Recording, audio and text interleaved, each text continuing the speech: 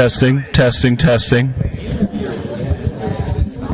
Yeah. Can you touch your mic? Testing, testing. Okay. There's a email floating around. People want a card. Try it. Testing, testing. Thank you, guys. I just.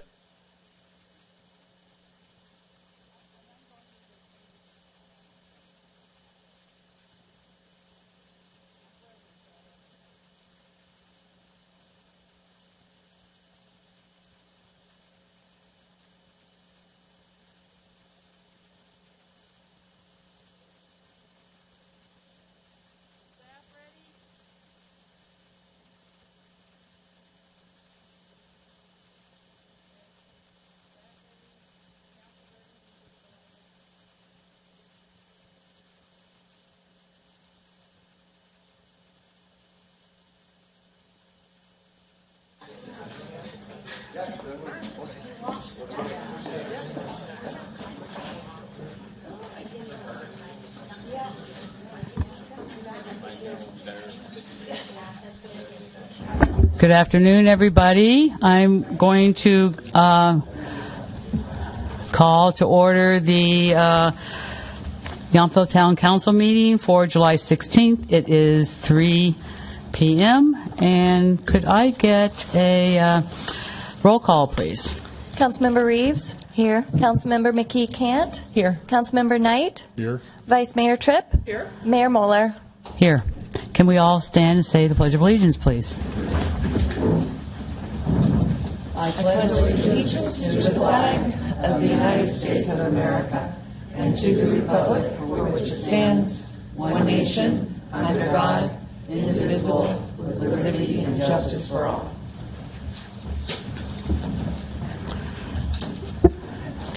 All right. Thank you, everybody. And now we're going to adopt today's agenda. Can I get a motion and a second, please? Move adoption of the agenda. Second. A motion and a second. You want me to just do a voice vote? All in favor? Say aye. Aye. Any opposed? Any abstain? That passes unanimously. Next item, council member announcements. Does anybody have any announcements for this evening, this afternoon? Seeing none, I am going to move on to, we don't have any proclamations, but we do have some recognitions. We have some new employees that we would all like to meet. So, Town Manager, can you get us going? Yes, thank you. Brad Rolston, Town Manager. I'm first going to invite Misty Amblard up to the podium. Misty is our new Administrative Assistant 2, and she came to us from Meadowood, where she was the Executive Assistant to the General Manager there. She's been here a week. It's been a great, or a little more than a week, but it's been a great start, and she is, in essence, backfilling Ashley's position after she was promoted into the HR role. So we're really happy to have you, and I've heard nothing but great things since you've gotten here. But if you want to take this opportunity to introduce yourself to the community, that would be great. Thank you. Good afternoon, and thank you, everybody. I appreciate you having me here. I am very excited to be here with everybody, so thank you so much, Brad. Thank you, everybody. Thank you, Councilman. Welcome to Yountville. Thank you, Town. All right. Thank you. I'm not the new employee, but I thought you looked familiar, John. Yeah. I am John Furniture, Public Works Director, and I would request that you join me in welcoming Michael Quinn to our team's utility team. Michael started a month or so ago, so this is his first opportunity to come to a meeting. He works in the utility department. He's going to be working on water distribution, sewer collection, and the wastewater treatment plant. And while he's based out of the treatment plant, you'll see him about town assisting with other utility functions. Michael is a Napa native, returning to the Napa Valley after serving in the U.S. Navy, where he received an honorable discharge as a nuclear machinist mate, operating water, steam, and seawater systems to drive nuclear-powered submarines. So thank you for your service, Michael. All right. Welcome. Thank you for having me. I appreciate the opportunity to come out here and look forward to working with y'all for a while and learn as much as I can. Okay, great. And again, thanks for your service. Welcome. Thank you. I have one more introduction. He's not here. We also welcome a new part-time addition. His name is John Gomez. He's not here because he's part-time and he works in the morning, usually 6 to 10. He is also a Napa native, joining the Yountville team as a maintenance worker, and his effort is one of the things that sets Yountville apart in that from other towns, in that he daily empties all of the public waste collection receptacles as well as cleaning all the public restrooms. So throughout the week, we ensure that all of our facilities are clean and ready to go daily. That was actually a positive effect of COVID because that's when that schedule kicked in. He's a welcome addition to the team. He's very friendly, so when you see him out and about emptying the trash cans both along Washington Street and or in the parks or in front of the public buildings, please say hello. So. And send him our welcome. Yes, I will. All right, thank you. All right, the next item, this is public comment, that's on anything that we're not going to talk about on today's agenda. Do we have any? You can just come up to the podium and state your name. Seeing no public comment on non-agenda items, I will move on to the consent calendar. Before I ask for a motion and a second to approve the consent calendar, do we have any public comment on any of our 6 items on our consent calendar? Seeing none except exiting, then can I get a motion to approve? Mayor, thank you. I will move that we approve the consent calendar items A through F. And I just want to say one of those items we have on there is the approval of reappointment of 4 members to the Yountville Arts Commission. And so I think we all agree that as we approve this on consent, we thank P.J. Hudson, Jeff Lee, Noel Resnick, and Rhonda Shear for reapplying and for continuing to do excellent work with the Arts Commission. So, all right. I'd second that, and also reiterate what Councilmember Knight said about those applicants and for their great and continued service to the town and the huge difference they make to our residential quality of life. All right, thank you. So we have a motion and a second. You want me to just do voice vote, or you want us to vote? The vote is open. The vote is open. Thanks.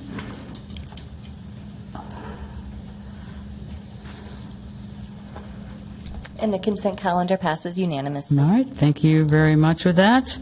We have no guest presentations, so we will move on to our single public hearing for this evening. So we will be having a public hearing considering a resolution for approving a major subdivision tentative map and preliminary and final master development plan, density bonus concession and waivers, design review, tree removal, fence extension with conditions of approval for 1980 Yountville Crossroad project, and find that the project is exempt from CEQA and infill development. And with that, do any council members have a conflict that they would like to make note of? Yes, Mayor. I will need to recuse myself from the discussion. My property, my home is located within 1,000 feet of this project, so I will leave the room for your discussion. All right, we'll make sure that we'll let you know when we'll come get you before we start the next item. Thank you. Next, I would like to ask if any council members, if they've received any ex parte communication on this topic, and if you have, if you can discuss that communication. Councilmember McKee-Cant. Thank you, Mayor. This past Sunday, I did have the opportunity to meet with Christy at the property to walk the boundary lines, and the McRae's showed up. So we had a meeting to kind of ascertain the mostly the buildings, structures 4 and 5, to see how they had changed since the last time we had seen the plans. All right, thank you. Councilmember Knight. Thank you, Mayor. So I just want to report out that I did talk briefly on Sunday with Catherine Austin, the architect. We reviewed the plans that are being submitted today. I already had the plans, and so our review of those plans were what had been already submitted for council review for this item. So we just discussed the and looked at what was available and what I looked at before. And then yesterday evening, I met with Kirsty Shelton on the site to just review on the site locations of the different lots, the changes that have occurred to Lot 4 and Lot 5, primarily also showing where the changes in the two-story structure on 4, how they impact the heritage oak tree on the property. And then we just talked generally about the relocation of what was occurring on Lot 1. So it helped me get a better sense of what we're reviewing today. Vice Mayor Tripp. Yes, I think it was last Monday or Tuesday, I can't recall, but I had an opportunity to walk the site with the applicant, which was helpful just to see what it looked like. All right, thank you very much. So now I am going to open the public hearing, and for anybody who was here the last time we discussed this item, I kind of went through how this meeting is going to go, because it's a public hearing, and it's kind of a long list, just so you get an idea of what we're going to do, and then I'll kind of refresh each time we get to a new item. So first, we are going to ask our planning director, or Heather, nope, you're not going to be giving who's going to be giving this report? Heather Gerwitz, the senior planner with Metropolitan Planning Group, is the consultant who's been processing the application, and she'll be giving the presentation today. I thought she shook her head no. So anyway, so then so Heather, our consultant, will be giving the staff report, and after that, I will ask the applicant if they would like to discuss their application. We'll allow a total of 15 minutes, and that includes everybody from your team. After that, the council will have an opportunity to ask our consultant or the applicant any questions that they may have. And then we'll allow for public comment, and you have 5 minutes each, so you just can come up to the microphone, state your name, and we'll have a clock that you'll be able to see in case you don't think you're talking as long as you are. You can look at the clock. And then we'll allow 15 minutes for the applicant to make a rebuttal. Again, that includes all the members of your team, so you can split it up any way you want. And then staff, our consultant, or our planning director will have an opportunity to respond to any public comments or the applicant rebuttal. Then I will bring it back and ask the council if they have any final questions for either our staff or the applicant. And after that, I'm going to close the public hearing, and then we'll bring it back to the council. This will be a time for the council to start with any of their deliberations or comments they want to make, and we'll start our general discussion about approvals or whatever else general comments they want to make, and we'll have 2 rounds of those. And after we have that discussion, the council, I'll be asking for a motion if possible. So now that we've gone through that list, I will go back. I've opened the public hearing, so now it's time for our planning consultant to give us a staff report.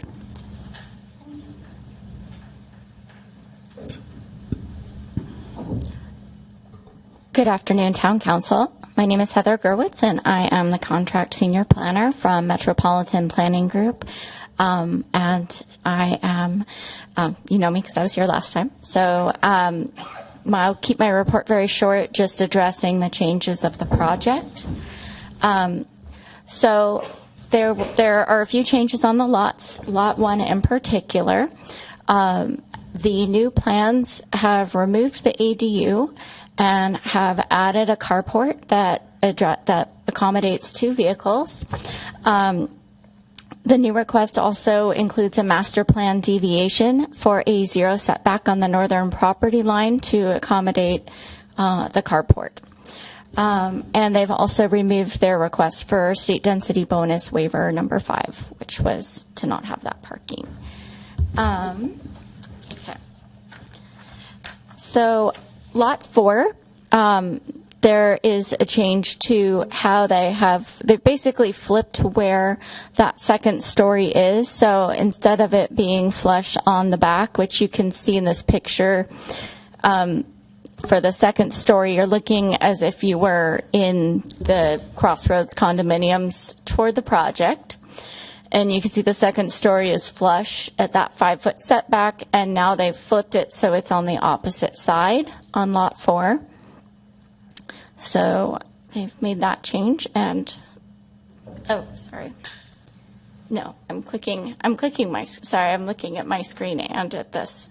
Okay. And just so that you can see how it's changed as well, the original is the east elevation on the left, and now you're looking at the east elevation on the right. So to show you how they've flipped that. Okay.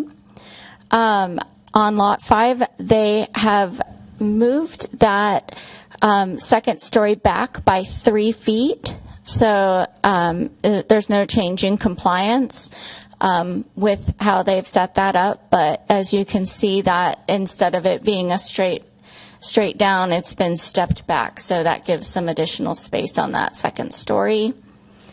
And here's another visual of how that elevation looks, and you can just see it's still on the same side, just farther back. So this is not a change on the project, but based on the last hearing and doing just a visual survey, it was brought up by members of the council as well as many members of the public that the gate did not meet the was inconsistent with the style of the neighborhood and surroundings. So it was a very, armchair kind of survey to look and see, like, are there a lot of entry gates? There's a handful of properties that do have driveway gates, but the vast majority, including pretty much all the subdivisions, do not have them. So it is possible to make the finding that that the gate is not consistent, and a condition has been added. So the original condition, COA 19, was basically about setbacks and maintaining it being open. Based on the finding being possible to be made that it's not consistent, it's been revised to say that no gate is allowed. And this is at the discretion of the council, of course, to clarify that when you adopt your resolution, if you choose to adopt one today. Additionally, based on some conversations about site distances, Public Works Condition 12 has been updated, and originally it was just to have a 14-foot vertical clearance, but that has now been clarified that in addition to that 14-foot vertical clearance, it's the property owner's responsibility to ensure that site distances are maintained through vegetation management. And the carport did not provide heights on the elevation, so we just conditioned it based on the code requirements, which are that it shall not exceed 10 feet to the plate height or an overall height of 15 feet.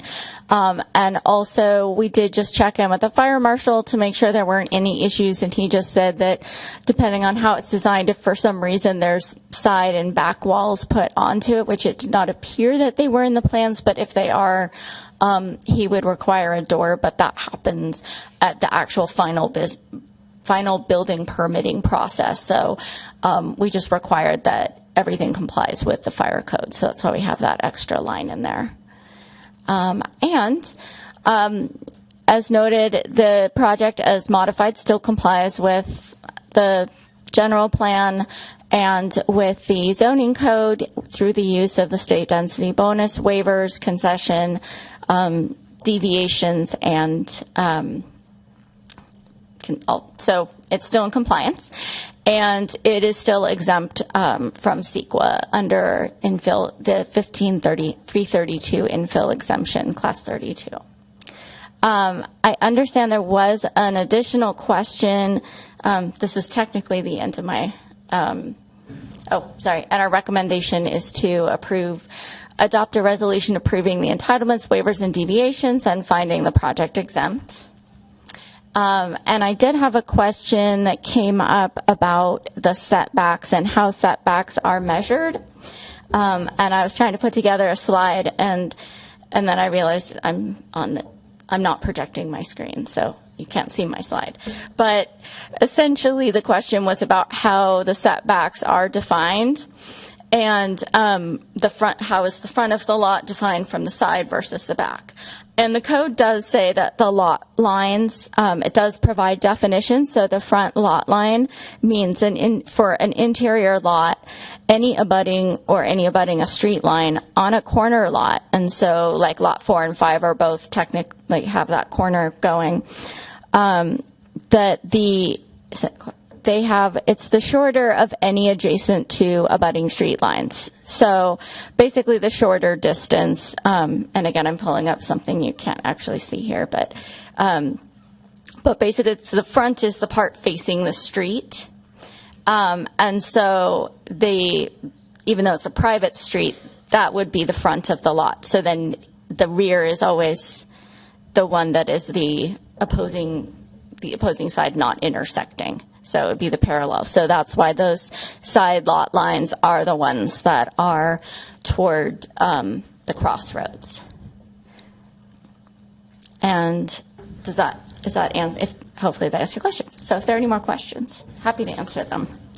All right, thank you. So now I'm going to allow the applicant to come up. You've got 15 minutes, and after your presentation, then we'll go back to the council and see if you have any questions of either our consultant or the applicant.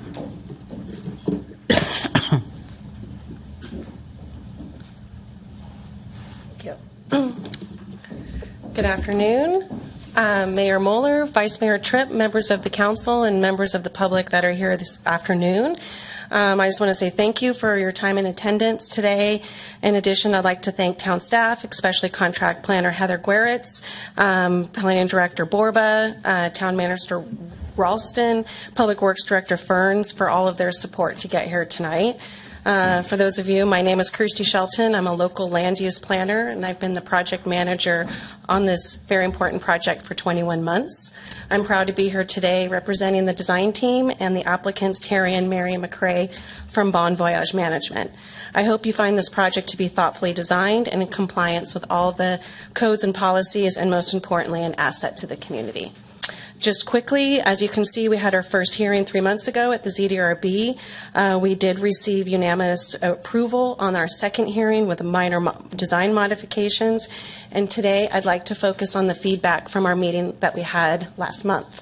The council included direction on 3 items, one of them being to redesign the second floor area, particularly on lots 4 and 5, as it relates to the massing that would be appeared from the side setback being only 5 feet to the northern property line.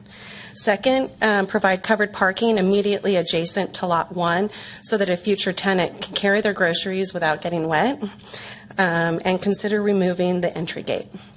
So I'd like to start with the carport design. What we've provided is a side-by-side. And just as a reminder, the lot 1 is the farmhouse. It's a relocated home. It is being offered to lower income families, 50 to 80% of the county median. It'll be deed restricted for 55 years.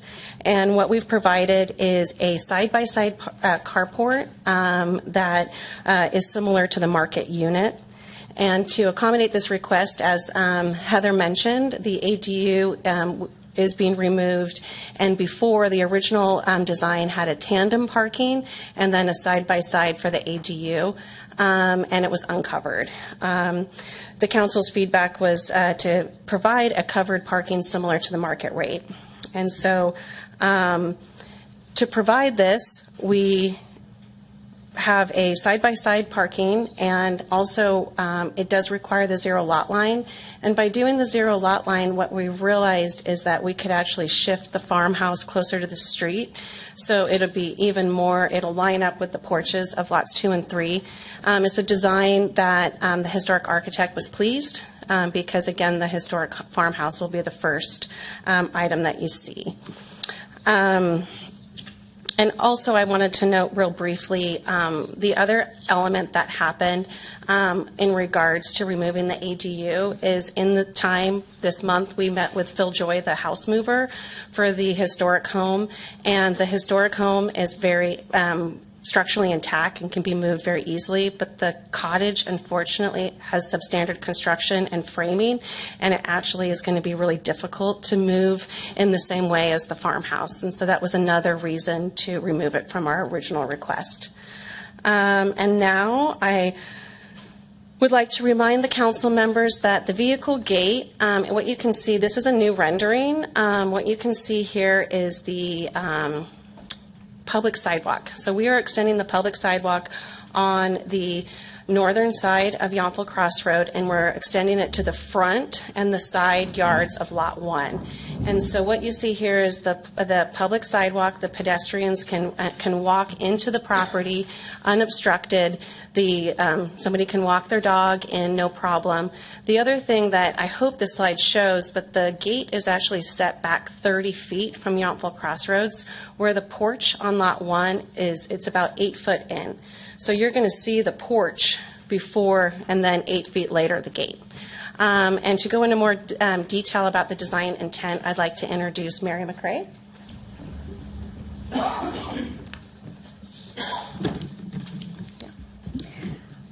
Good afternoon, everybody. Yeah, there you go. Yeah, it's so nice to be here.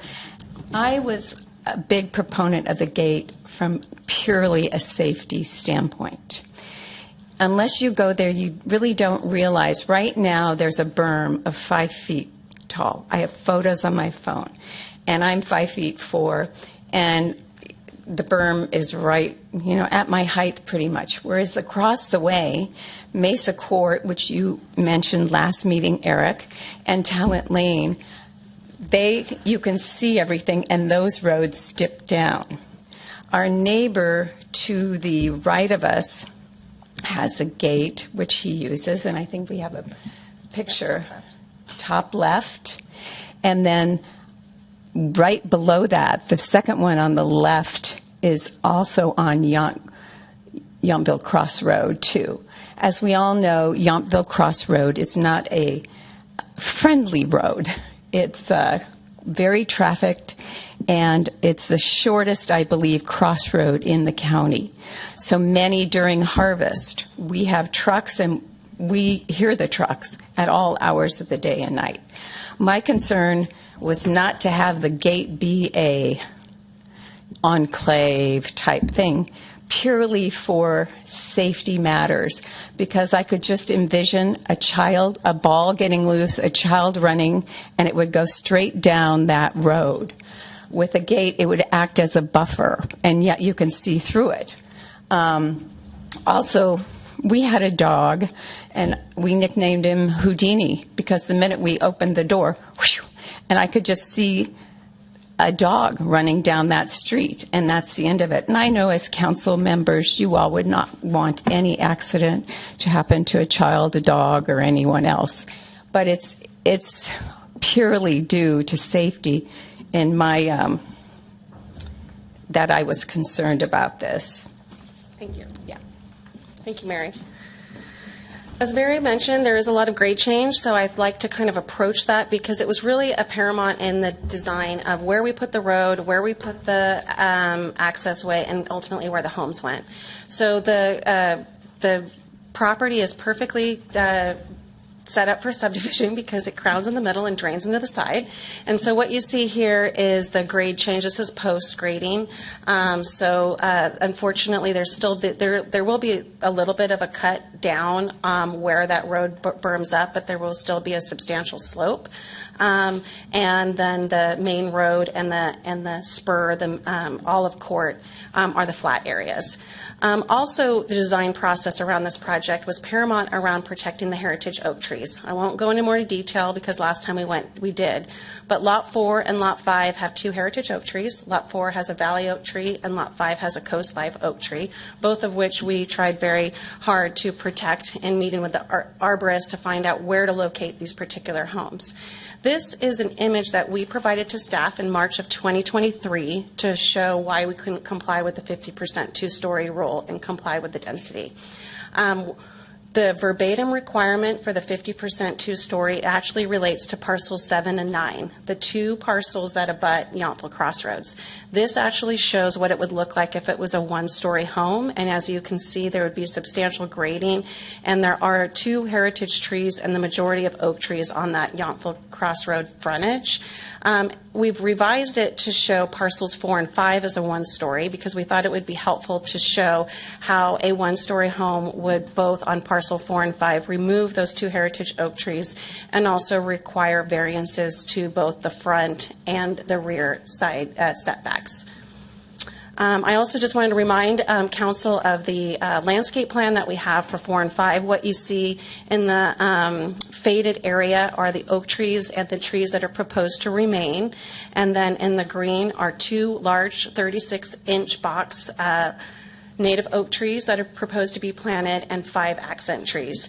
And to go into more detail about the architectural changes for Lot 4 and 5, it is my pleasure to introduce Kathy Austin. Kathy is a very talented designer and highly experienced as an infill architect. And all involved with the project thank her for her skill and realize how lucky we are to have her design on this project. Well, gosh. Mayor, thank you for having me. Councilor. You can move the microphone up so it's right by your mouth. I'm a little bit taller than Kirsty. Can you hear me now? Yes. Yeah, okay, thank you. My apologies for not being at your last meeting. I had planned the trip of a lifetime a year ahead, and it just happened to conflict. I'm so sorry, but I'm very happy to be here today. So I am the architect that designed not only the homes, but the whole lotting pattern, and my approach from the beginning was to save as many of the oak trees as possible. It's a beautiful site, and I was excited that we were keeping the heritage farmhouse and moving that forward. All that was just very inspiring for me. So you can see on this slide the changes that I've made to the home on Lot 4. I created an L shape to go around the oak tree. It's a very tall oak. So it did have a building underneath it, and so the footprint of the building kind of reflects where the building was before and the driveway that was there before. So trying to work with the arborist, I don't know if it ever got mentioned, but we're doing drilled piers and grade beam foundations on all the homes to avoid the root zones, and there won't be any troweling, or, if there is any troweling necessary, the arborist will be there. So we're going to great lengths to save the trees.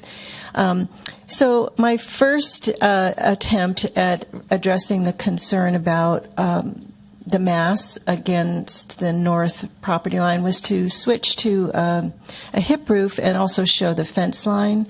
I thought that because it was only about 18% is the second story, that would be enough, but unfortunately it was not. And I was willing to shift all the second floor over the garage.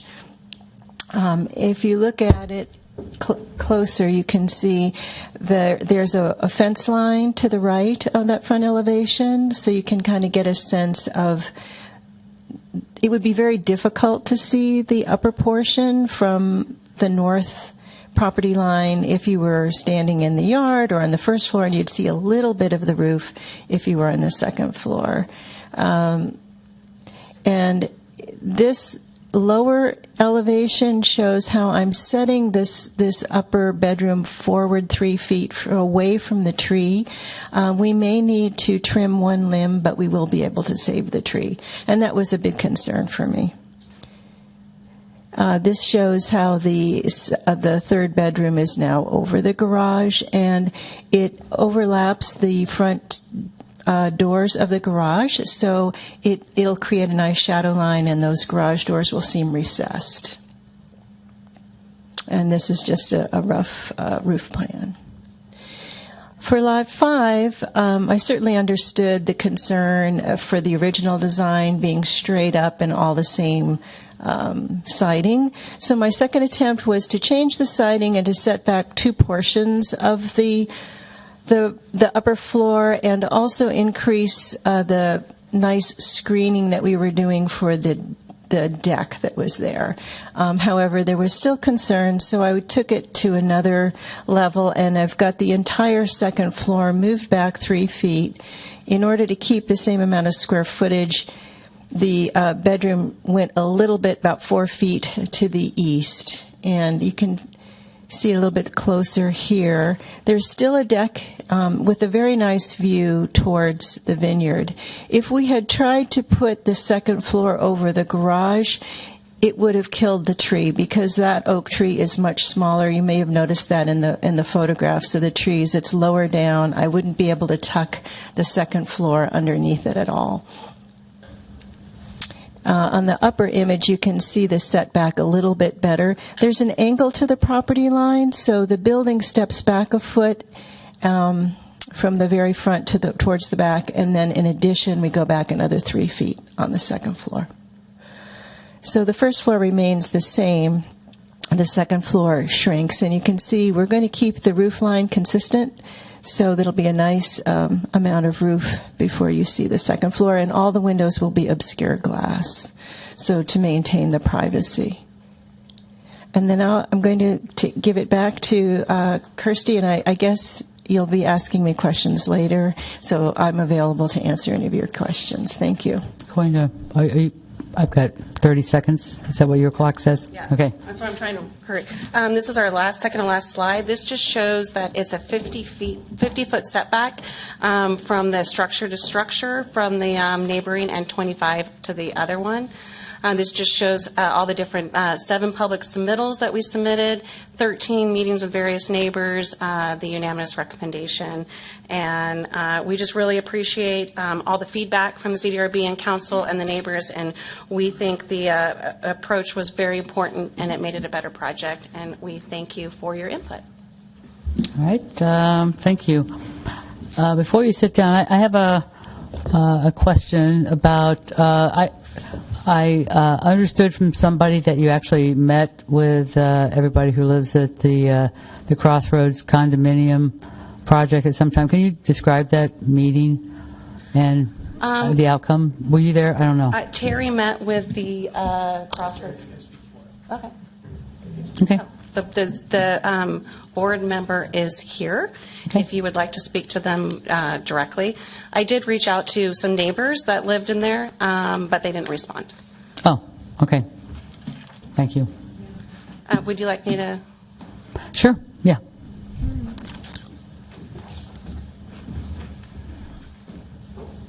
Good afternoon, Mayor and council members.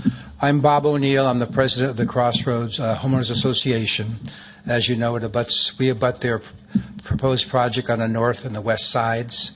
Just in terms of our interactions with the developer, Terry reached out to us last fall. He shared a high-level design of the project with us, and our board discussed it over a couple of different meetings. We ultimately came up with 3 major concerns.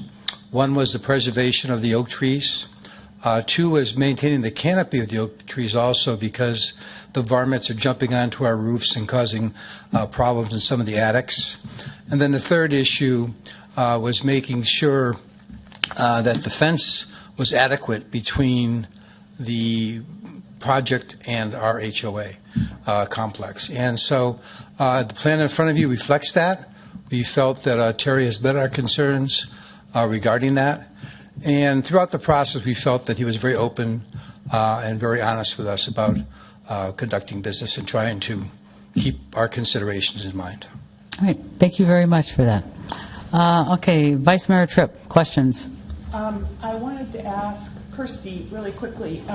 Your mic's not on. These are quick questions. On the gate, the gate's going to automatically open and close, so it's not like a carded gate or something, right? Correct. It'll automatically open inward towards the project. Right, so that resolves any sort of Amazon delivery kind of questions. And then my other question is, could we just see that slide? I wanted to get my head around how far back the structures are on lots 4 and 5. And I think that 4 and 5. slide 20, Pardon, I thought we were still next to the talking about- last. Hope nobody else gets dizzy. It's your next. Oh, the 50-foot. Yeah, you rushed through that, and I didn't really get a apologize. chance to look at that. Okay, so this is a new slide for you guys. What this shows is the revised yellow. Can you put your mic? I'm always worried about TV land and YouTube land. Thank you. I usually speak pretty loud, so the yellow hatch is the revised second floor area. So what you see on lot 4 from the structure, the revised proposed second floor area above the garage for lot 4 to the neighboring building is now 50 feet. Mm-hmm. And then for lot 5, it is 25, almost and a half. And have the buildings themselves moved back some?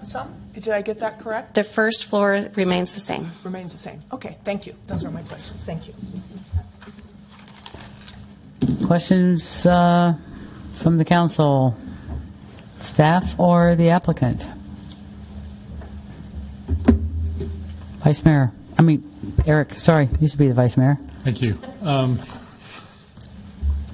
Rotating. Just a couple of questions about the staff report. First one, we were just talking about the fencing, so I have a question about that. So I understand that there's a condition of approval for a fence that's a 6-foot tall fence with 2 foot of privacy lattice above. Is that in the conditions of approval and require? And does it require this applicant to remove the old fence, or is there? I just want a clarification on exactly where if the fencing is in the conditions of approval, and if it's conditioned that it be on the property line, or like most fences, property owners can put it on their own property. Could you just review that in terms of what you understand the requirement would be for the fencing? Okay, so the fencing is proposed, and the requirements, the condition, I should actually open them instead of just shooting off from the hip. But essentially, any condition we put in was just that they had to have consent of the property owner in compliance with the code requires that to do that extra 2-foot extension.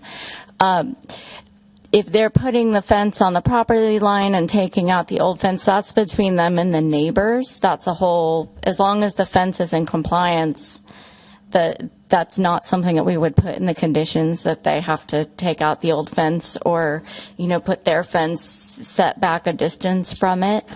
That's really between them and their neighbor to resolve that. And I understand that. I used to be a fence contractor, so they have a right to build the fence. We have a condition that it requires a 6-foot fence with 2 foot of lattice, and they have a right to put it on their property. And so what they agreed to with their neighbor is separate from what's in the conditions, is what you're saying. So we're not requiring the fence. They've proposed the fence. What we're requiring is the property owner consent for the 2-foot extension that they have proposed. So the Crossroad condominiums, that their board or the property owners consent to the taller fence? Yes. Okay.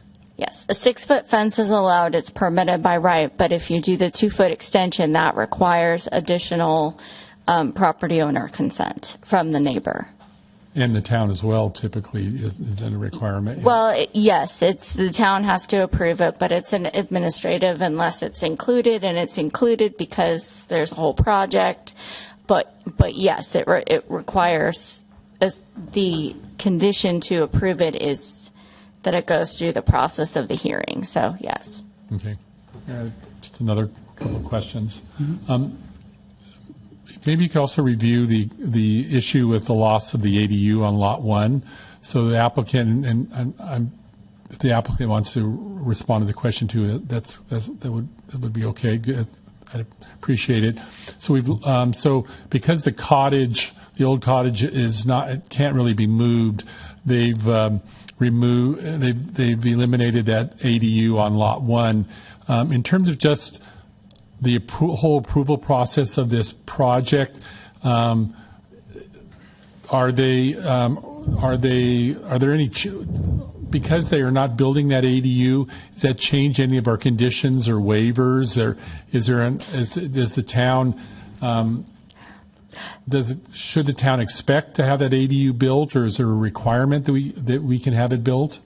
We cannot. So the requirement is for 10% to meet the density bonus waivers and also to meet the inclusionary requirement. And the way that the code is written, it's actually rounded down because it's in the code. So it says to round down if it's 1.5 or less. And so 10% of total units would be, I believe it was 1.1. And so it gets rounded down to 10%. And they meet that because they have the 1 unit, which is rounded to 10%. So our current municipal code and yes. With the rounding down requires 1 unit, and that extra unit they were adding was a contribution of moving that cottage, so it wasn't required by our right. It was an additional unit that they had added in. Okay. So, and I did look at there is a clause in state density bonus law that if you remove an affordable unit, then there's consequences to that, but it's not deeded as an affordable unit. It's just a unit, so it doesn't. It's a cottage on a lot. It doesn't have the classification as a separate unit or account. Okay. Mm-hmm. Okay. Maybe the last question for now is, when you started out your presentation, you were talking about side setback versus rear or something. Yeah. Could you explain again in terms of the setbacks for lots 1, 2, 3, and the other lots are fairly significant on what I would consider the side there, but on 4 and 5, how do you define and how is this setback allowed on lots 4 and 5? Okay, so the front lot, so the setback is based on the lot line. So we have to step back from setbacks and go to lot lines. So lot lines are defined in the code, and the front lot line is the street-facing lot line. And so in this case, is it possible to pull up the site plan? Oh, here. There we go. Thank you. Oh, wait, that one works. That's fine. Okay. So you can see where the street is. It's a private street, but it's a street. So it doesn't matter if it's private or public. So that street goes straight through to the driveways, and those driveways, they enter onto that private street. And so that is the front lot line, because that's the main access point where people are going to be able to come and go. So that has to be the front, because that's where the street is. The corner lots have some discretion to them, because corners is the shortest side is the front. But in this case, there's no corner. It's just the front, the street fronting side. So that is the front. And then the side is perpendicular. The sides are always perpendicular to the front. And then the rear is the opposite of the front. So that would be the east-facing or west-facing lot lines are the rears, because they're not street fronting. They're the opposite of the street fronting. Perpendicular to the street? The sides have to be perpendicular to the street.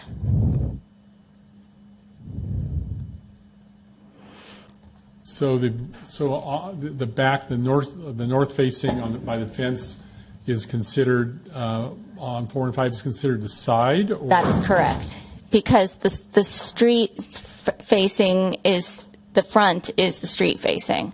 So the sides are always the ones perpendicular to that. And then the rear is the parallel. Okay.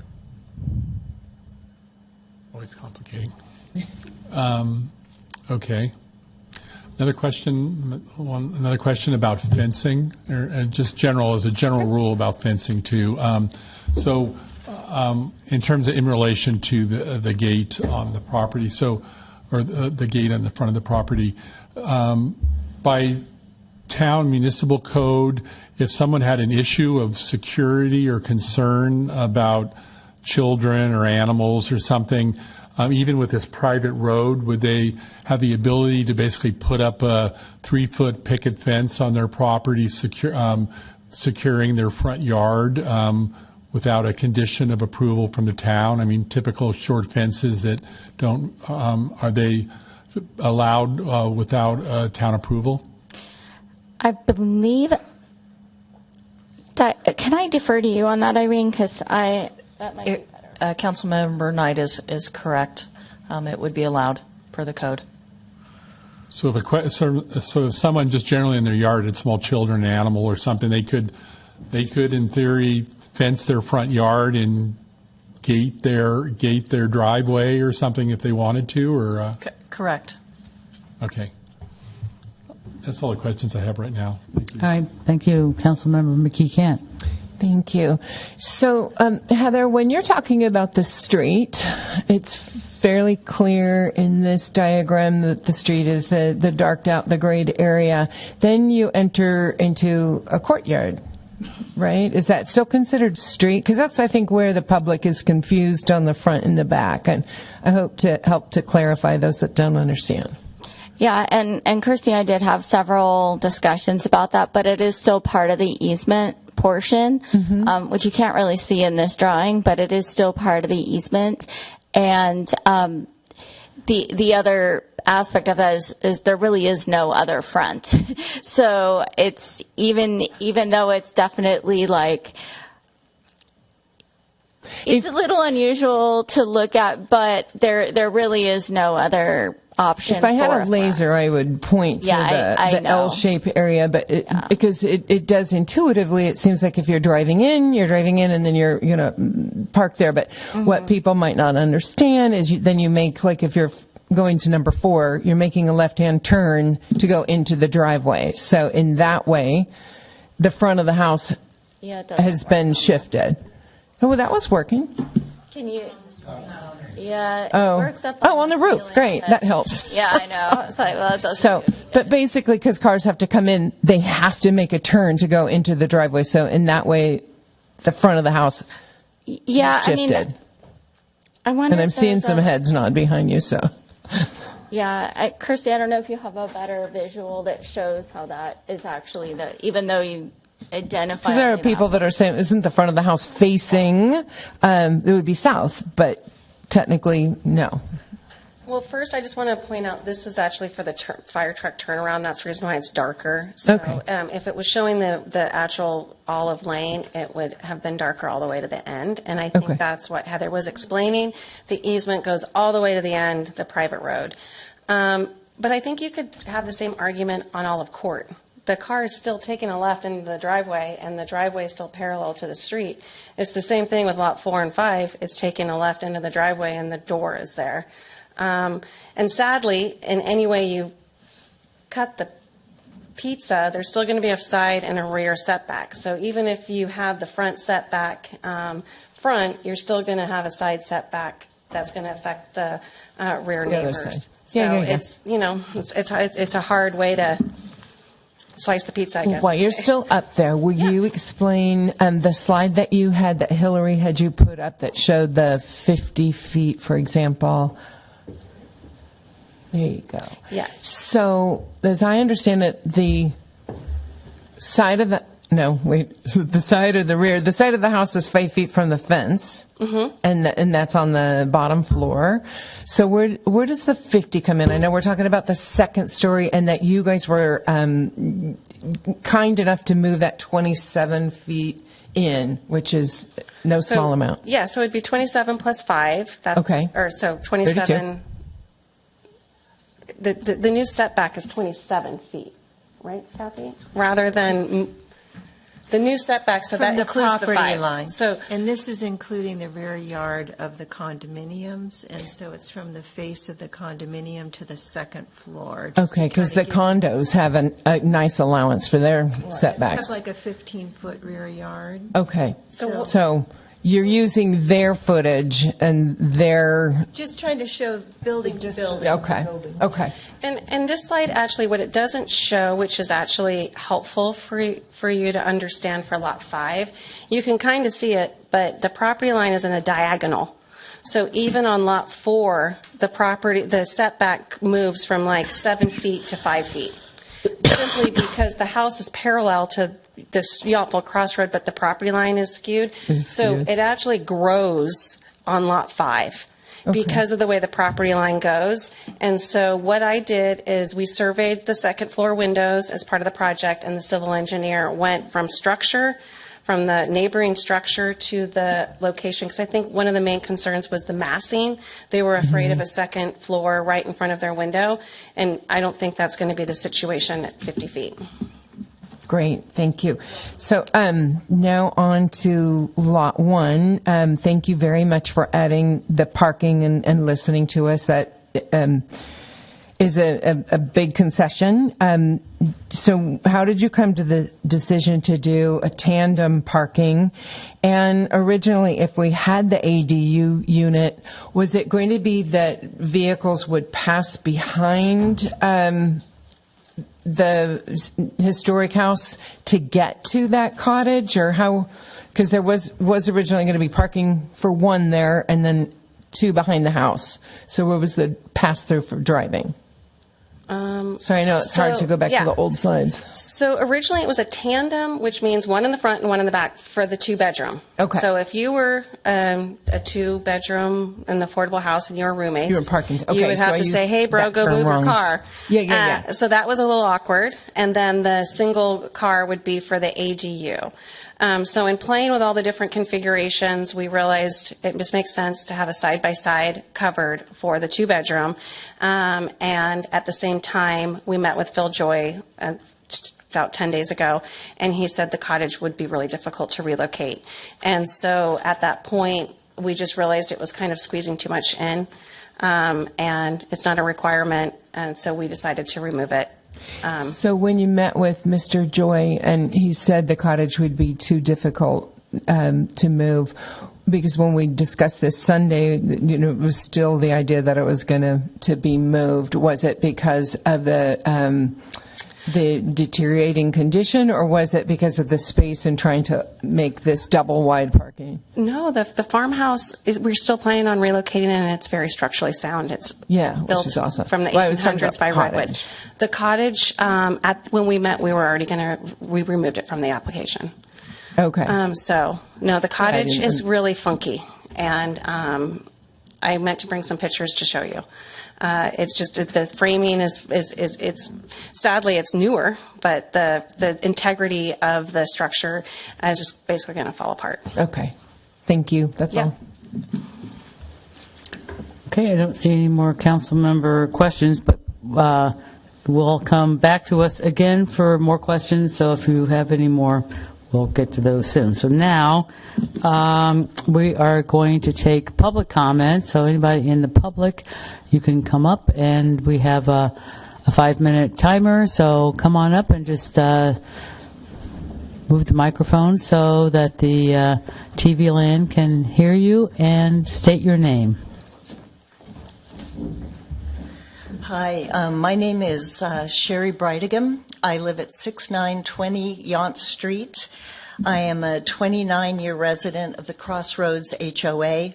My husband Joel and I live immediately behind the homes that are being built at the rear of the property, 5 feet from our shared fence. So thank you, Mayor and Council, for giving me this opportunity to speak.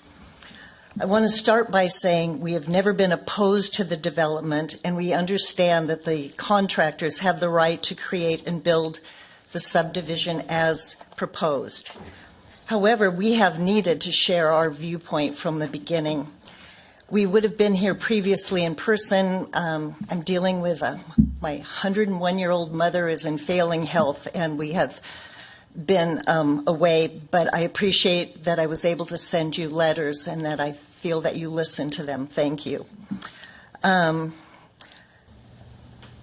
We are greatly impacted by this development being built 5 feet from our fence, But we also want to appreciate that the builders have added a parking structure for the affordable home, and just listening right now, I've learned that they've increased the side setback of the second story from 5 feet to 24 feet on Unit 4, and that helps us greatly.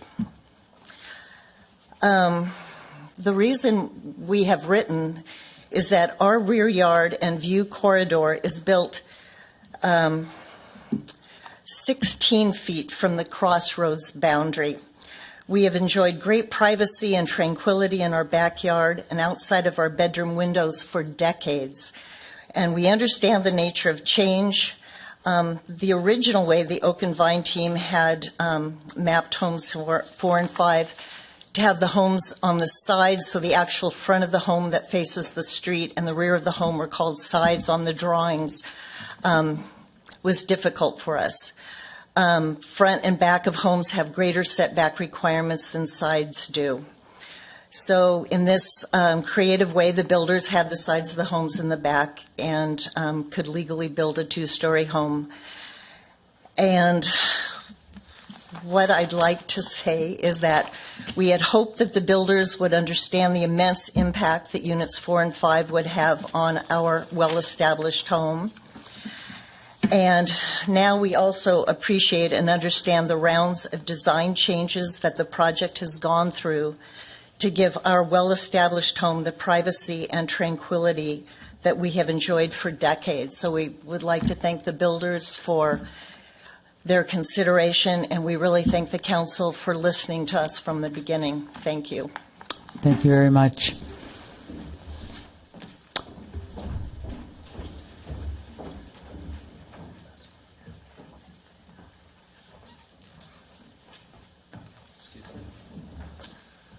Hi, Michael Bork. Thank you for the opportunity to talk to you today.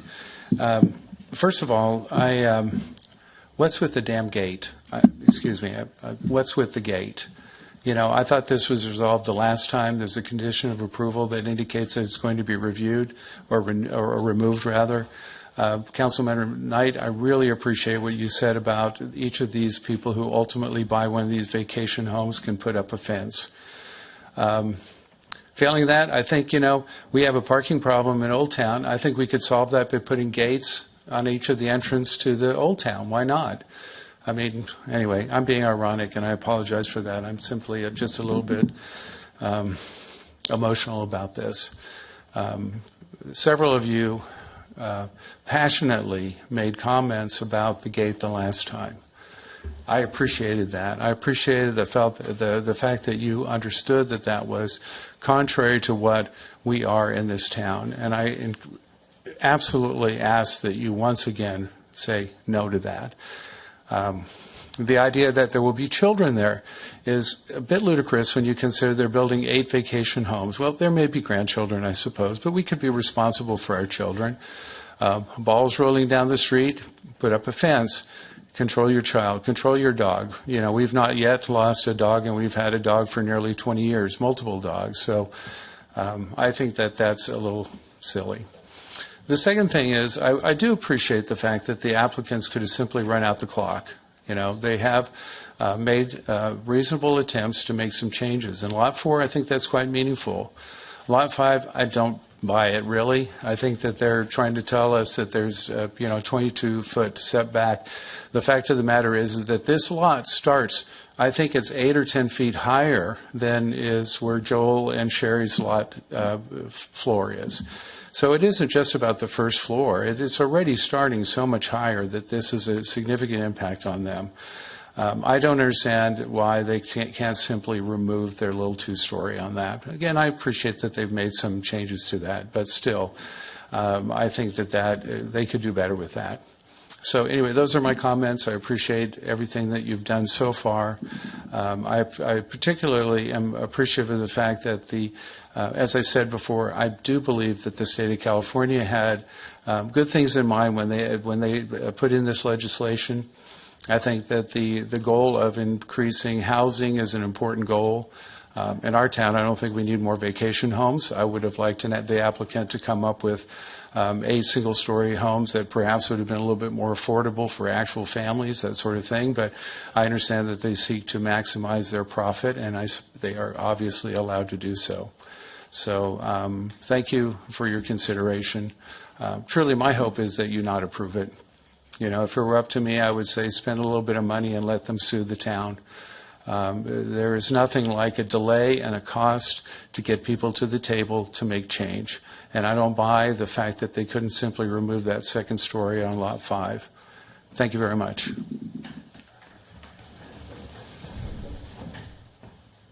Still public comment? Feel free to come up and state your name.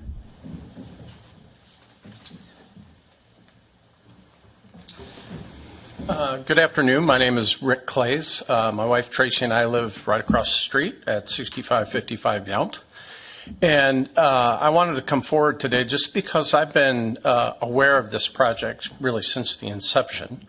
Our friend Hillary Ryan, the prolific real estate agent in the Valley, made us aware of it when she listed the property. And we looked at this project. I've been in the commercial and residential real estate business for 35 years, and we looked at the project pretty hard and found it to be very, very challenging.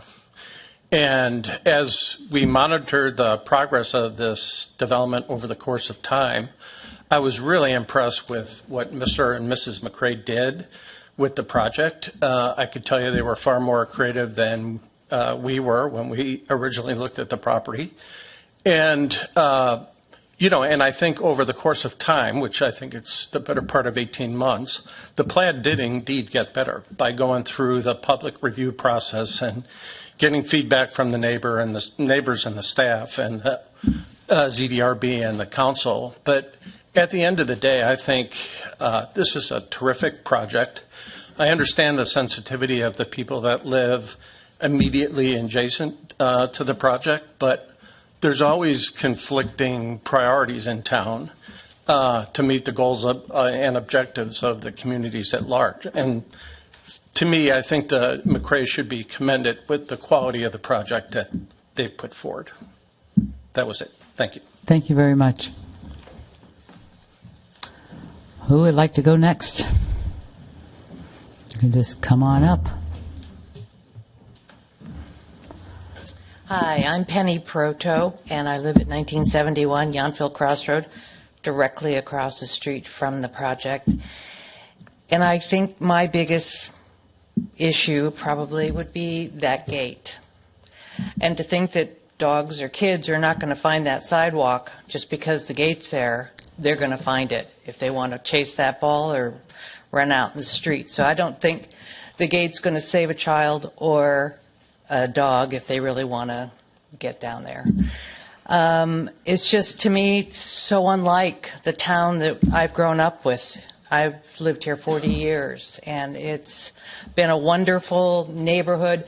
Now I don't know a lot of my neighbors. I don't see a lot of my neighbors. The ones that I do see, I love, and I support, and they support me. And it's really good to have neighbors that you know. So I would like to see something a little bit more neighborhood-y happen there. So thank you very much. Hey, thank you.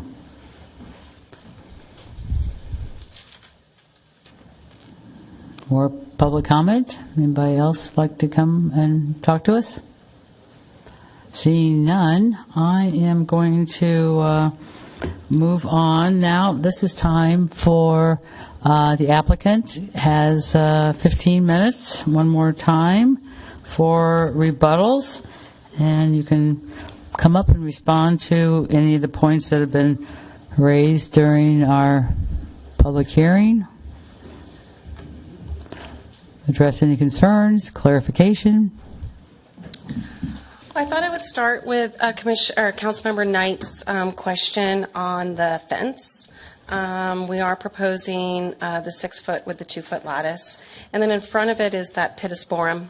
It's going to be irrigated from the HOA well and be required to be maintained. So for the neighboring properties, they are going to have a taller than existing fence, plus the pittosporum. So I do think that on top of the setback changes that we've made, will create a lot of privacy. It is proposed, I think, I can't speak on behalf of the neighboring property, but we would be installing it right in front of it. And if we want to work with them to remove it, I'm sure they have a healthy relationship that they'll work together to come forward with that. I did want to respond to the resident at 6920 Yount Street. 2 slides ago, I actually presented your exact property in relationship to the 2-story. And I'm happy to say that unfortunately, the 2 stories moved a little bit closer to your property, but the gap in between those buildings is really where we were aiming to put the 2nd story. So it's actually the 2-story component is quite, it's about 2 units beyond, and I can help show you exactly where that is. It's actually quite far away. And even because that's the rear yard where your particular unit is, the rear yard, it is depressed quite a lot, and it's going to be retained that way because of the oak tree. So I'd like to go in a little bit more detail and show you exactly that. And Could you address the council? I apologize. And in regards to the gate, what Mary didn't share was that she's an avid walker. She sent me more than twice as what the gates that I showed you. So in looking at those gates, and one, if each homeowner were to want to install their own fence, I think it would require an amendment to the master development plan. So I don't think in this particular situation they have that ability. I would have to confer with council and Director Borba, but this is a master development plan that's required. Any amendments would for the landscape plan, which would include a fence. Most of those fences were done without ZDRB review. So currently the code, you are allowed to build a gate or a fence that as long as it's under so many feet that doesn't require a building permit, you can do it without design review. So most of those gates that you see in town, and hypothetically, this project could have installed the gate without any approval. We really think that it's better to have one gate rather than potentially 9 or 9 lots. And so we also we understand where folks are coming from, that we don't want to appear elitist. It's really just a private road. So it's not the same situation as another subdivision. It's not the same situation as other properties because it's unique. It's pretty much a driveway, a long driveway into a private development with private property. And so last I heard was that people really wanted to walk in town. People can still walk in town, and I hope that I provided that description. This is really to show that if you're a car and you're coming in, this is a private, and it's a not-thorough street without littering it with too many signs. And I think that was most of the questions from the public. If there's any more questions from the council, the team here is happy to answer them. Okay, I'll go to hear from our town staff one more time, and then. I think Mr. Dodd wants to. Do they have more time for their response to the rebuttal, town clerk? Mayor, I'll keep it at 2 minutes if we have that time. Okay. Yeah, you do. Okay. Okay. Jeff Dodd, land use attorney on behalf of the applicant. I would just say as a threshold matter, I know we've been kind of exploring these state laws. It's been very frustrating, but really that's the challenge in California in creating new housing units is this subjective decision making. And that's what I'm seeing here. I'm not saying that the council is committing in any sort of direction, but really that's the purpose here is to eliminate that and create objective standards that creates very much a level playing field for all housing developers so they understand what they're getting involved with. Now, with respect to, the town attorney and I had a disagreement with respect to how, whether or not the way this is conditioned is compliant with the Housing Accountability Act. We'll just put the legal issues aside. Those are, I think, really just from a practical purpose and thinking about whether or not the project is safer with the gate or if it's safer without the gate. I can tell you, as someone with 3 young children, it's safer with the gate. Yes, perhaps those children perhaps those balls can wander off to the side. I can just tell you I installed just a small little fence that's probably no higher than your kneecap. Yes, they can jump over that, but that extra 10 seconds is absolutely critical in terms of making sure that you grab them before they get into the fence, or before stopping the ball before it gets into the road. And then just with respect to how the fence is designed, you saw the pictures that Mary McRae took and how those were really blocked off. This really created a barricade. What you see with this fence is transparent. You could see all the way through it. If there is a fence and it's open, this is probably the most open type of fence or welcoming type of gate that you could have, where you see all the way through it and you have a pedestrian area that provides easy open access. So again, putting the legal issue aside, the practical issues I think weigh heavily in favor of the gate. All right, thank you. Now staff has time to an opportunity to respond to public comment and the applicant rebuttal. I don't think we have any additional information to add or to respond to the public comment at this time. All right, thank you. So now we're going to bring it back before I close the public hearing, and council has an opportunity to ask any final questions of either the staff or the applicant. Councilmember Knight, would you like to go first? Thank you, Thank you, Mayor. I had a question maybe that Kathy could answer in terms of, I know on Monday when I was there with Ms. Shelton, she said that this parcel being unique in Yountville is probably one of the highest elevations in Yountville. So, and we've had some residents that have mentioned their concern about the height in relation to the Crossroad condominiums. So you talked about all the homes will be built with post and beam and not slab on grade. Is that, do you see, in terms of all of the design work you've done, which is beautiful, will the post and beam construction allow for no additional? You won't necessarily need to add additional soil for 4. I don't know on 5. I know you have a slope going away to the east, but in terms on lot 4, will it be minimal or no additional elevation of the lot? Well, that's the intention, and I've been working with the civil engineer on that exactly. And what we'd like to try to do is get the front porches for the majority of the homes as close to zero-step entry as possible. I've designed all of the first floors of all the homes for universal design, which, if you're not familiar with, I've had 1 hip and 2 knees replaced. I've been in a walker. I've had to stay on the first floor. So the intention is that anyone in a wheelchair can move very easily throughout the first floor of the home, and the bathrooms, the laundry, the kitchen, everything is designed with that in mind. We didn't really showcase that, but that was the intention for the owner and myself.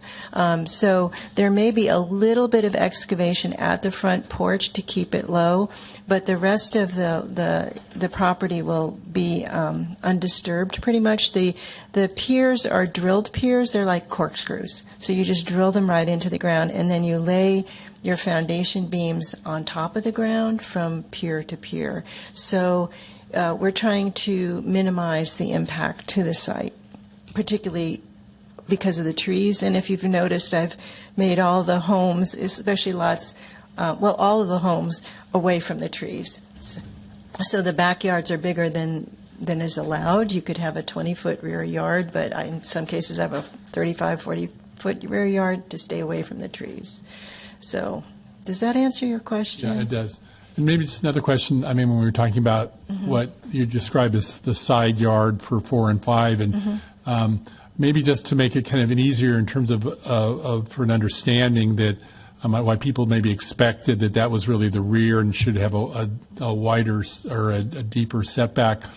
is it more typical? Those homes are turned, so typically your front is, it's not always the case, but typically a front setback is where the front door is or garage. So in terms of the perspective, we're looking at, because those homes are perpendicular, that the front yards are really on the west and east, and so that's why, you end up with a very long side setback because of the orientation of the house and why you're allowed to call the front, in essence, where the garage and the front doors are. That's the front setback. Yes, the garages face each other for lot 4 and 5. Right. So when you get to the end of the lane, you have to either turn left or right to get into the garage, and the front doors are also in a line with the garage. So the front doors and the garages face the lane. So that is their front. Now, I will tell you, I did about 6 different designs before we began this project of how to lay out these lots.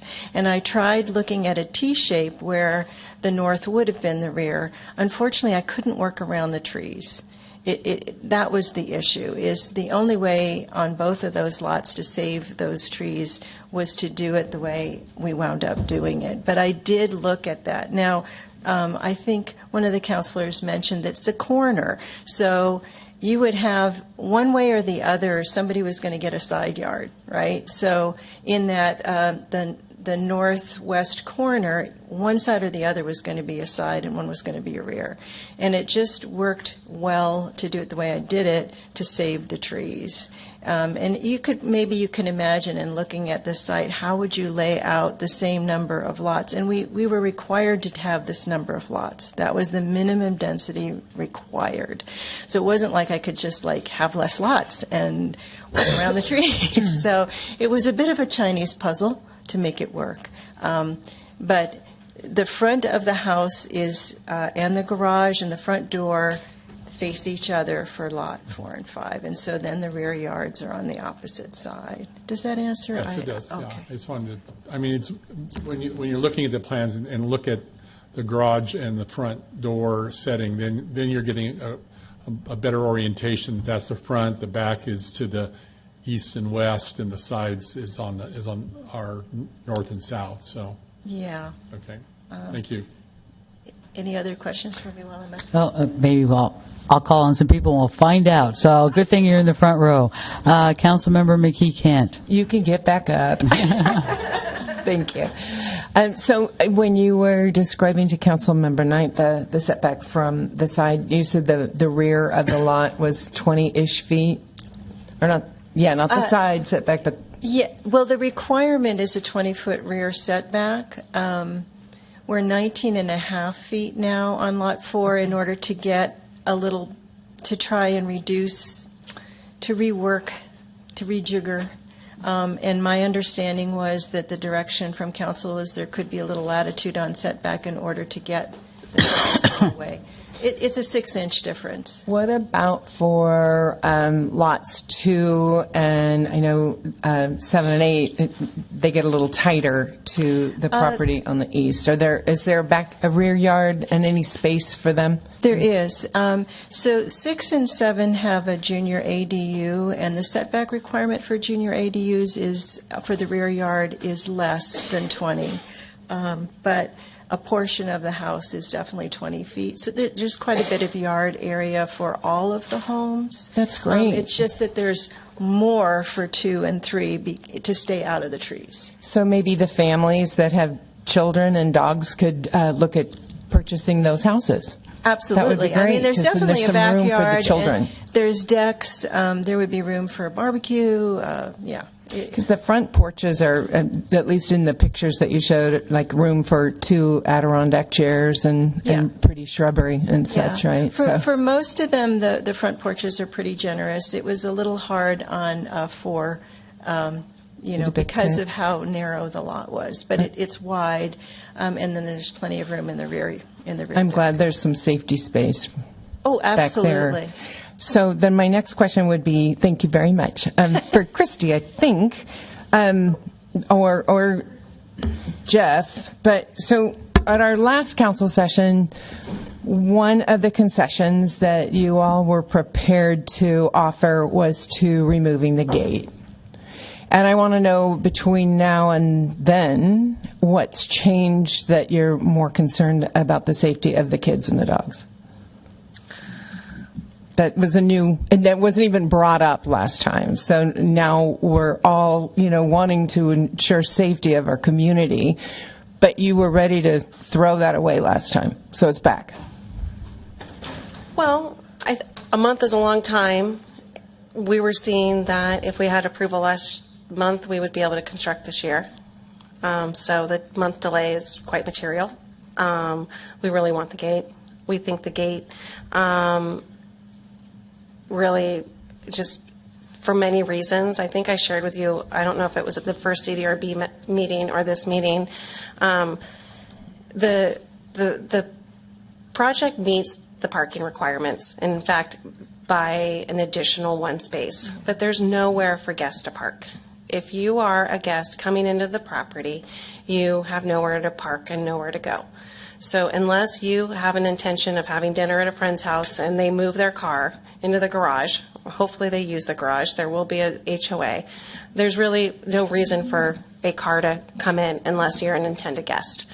And part of that, the gate gives if you're not invited, it's difficult to come in and turn around. Basically, you're pulling into the court to pull out. So unless you're going into a driveway, there's nowhere to go. But if I'm your guest and I'm going through the gate because I'm going to your house and the gate automatically opens, and even though there's no parking, I mean, it's kind of the same issue because you're going to get in there and go, oh, I guess I'm back out on the street because as far as I understand, you guys aren't going to be there buzzing people in, right? It just opens? No, it's going to automatically open. So well, it doesn't the really only alleviate. the only place to park is in the driveway. You're either going to be a resident or a guest. Anybody else, there's nowhere to go. It's a not-through street.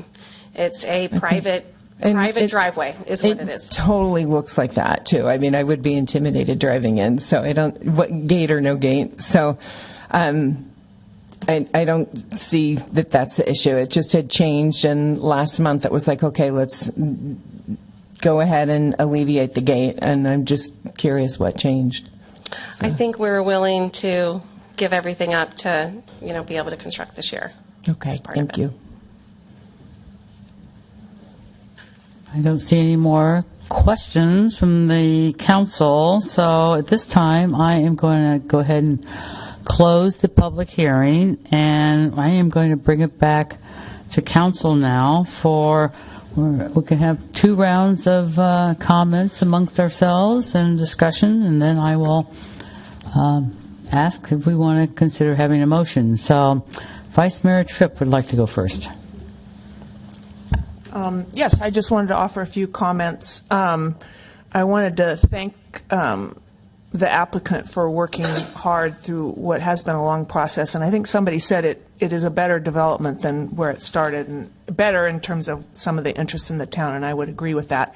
And also, having walked the site, I came to see those trees really are a constraining factor, and it was interesting to me to realize that there was a required number of lots on that parcel, so that trees versus lots was a tough thing, and I could really see that a lot of time and effort had gone into preserving those trees, so I'm appreciative of that. And I'm also really appreciative, although it doesn't solve all the problems, I clearly understand the impact of lots 4 and 5 on the neighbors, but I definitely think that the applicants have gone a great distance, both at the ZDRB level and then as a result of the last council meeting. And I guess overall, when I think about this, my heart would be, like a lot of people have said, in less expensive and perhaps more worker-friendly homes. But on the other hand, it is a very attractive development for Yountville, and it is infill development. And once I saw the site, I could see that it really doesn't have it does have a big impact on some of the crossroads, but as you drive by, it is set pretty far back from the street. Plus, the first thing you see is the historic house, which is quite lovely, in my view. And along that same line, I don't minimize the impact to the condo neighbors, even with the new design. But on the other hand, I'm very respectful of all the work that's gone in to try to make that happen in a way that's the least intrusive.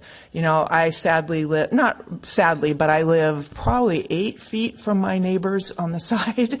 And, you know, it's a thing, but that's it's the Yountville thing. And it really doesn't bother me too much. But I understand if they were to put up a second story, I would be unhappy, but that might be their right. All of that is really just besides the point.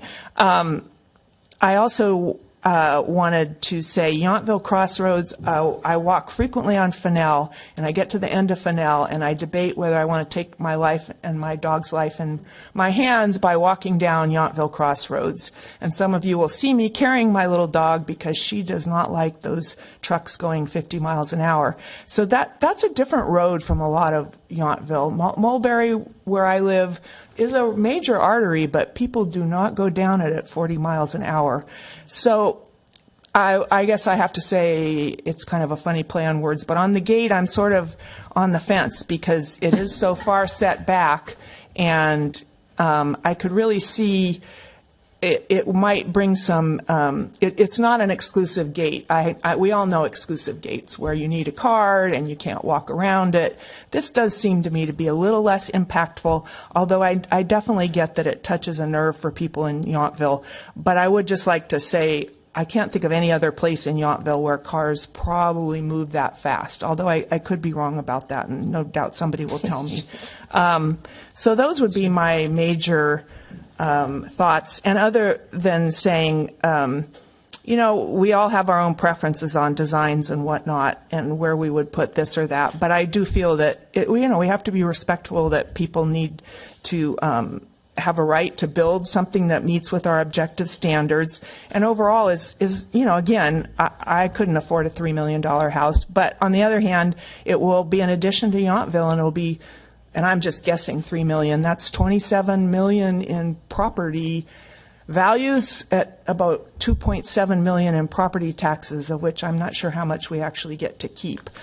So it's not I think it is a nice addition to the town. And the way that it's located, it definitely is infill development. Again, not to minimize the impact on the crossroads, but for the rest of the community, I think it's a good use of that property probably. So those are, again, sort of my overall comments. And I did want to thank the McRaes and everyone involved, because I do think they've really worked hard.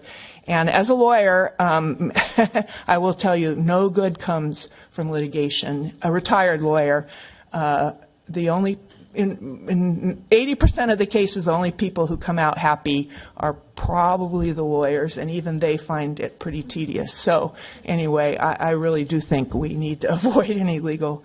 That would be my comment on that idea. Okay, thank you. Anybody want to hit their light? Otherwise, I'll start talking. All right, Councilmember Knight. Thank you, Mayor.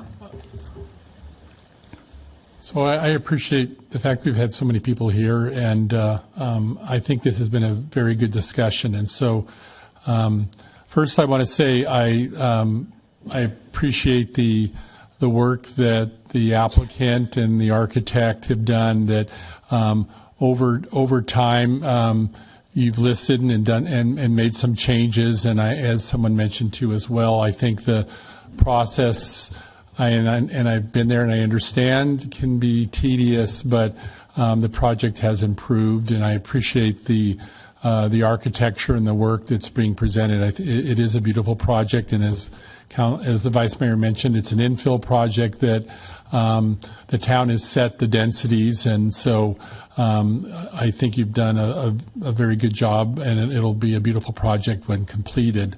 I understand the concerns of the neighbors, and I think what's changed over time, in my experience too, is that that the pendulum is swung more from the maybe residents or neighbor interests and how cities and how the towns could affect a development more towards the builder and developer because of the state regulation or state laws recently. And I don't necessarily disagree with it. I mean, there's a need in California to build homes, and it may have required the state to take action to get some cities to just build at all. So we're in this midst of a pendulum that, as sure as night and day happen, that the pendulum will swing back. But we're here. I think our staff working with the applicant has done as much as they can to approve a project that fits, that is an infill project that fits the neighborhood. And so I appreciate what the architect has done on 4 and 5. I think you've listened and it's improved.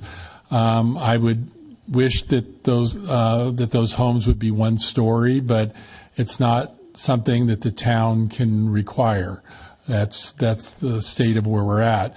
I think there's been Lot 4, especially Lot 4, the design is vastly improved and helped reduce the impact and the distance away from the 2-story for the residences in the Crossroads condominium. So not ideal, but it's an improvement. In terms of that, I think we have probably got to a point of where there's little more that can change, and it was helpful for me to walk the property. It's important that we preserve the heritage oaks and the way the parcel is laid out. I think 4 and 5 are with the number of lots that they're required to build is where the project's at.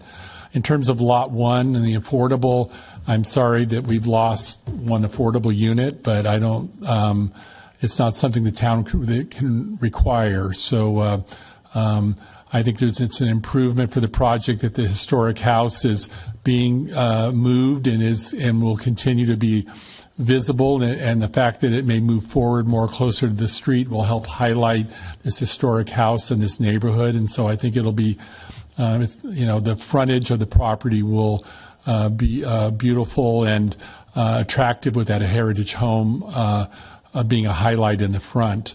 The last issue I had at the last meeting was the gate, and I still strongly believe that the town has never approved a gate for a subdivision project. And I don't believe we should do that today either. I know there's always a concern of safety, and I think the residents there will have to address that if it's an issue. I think the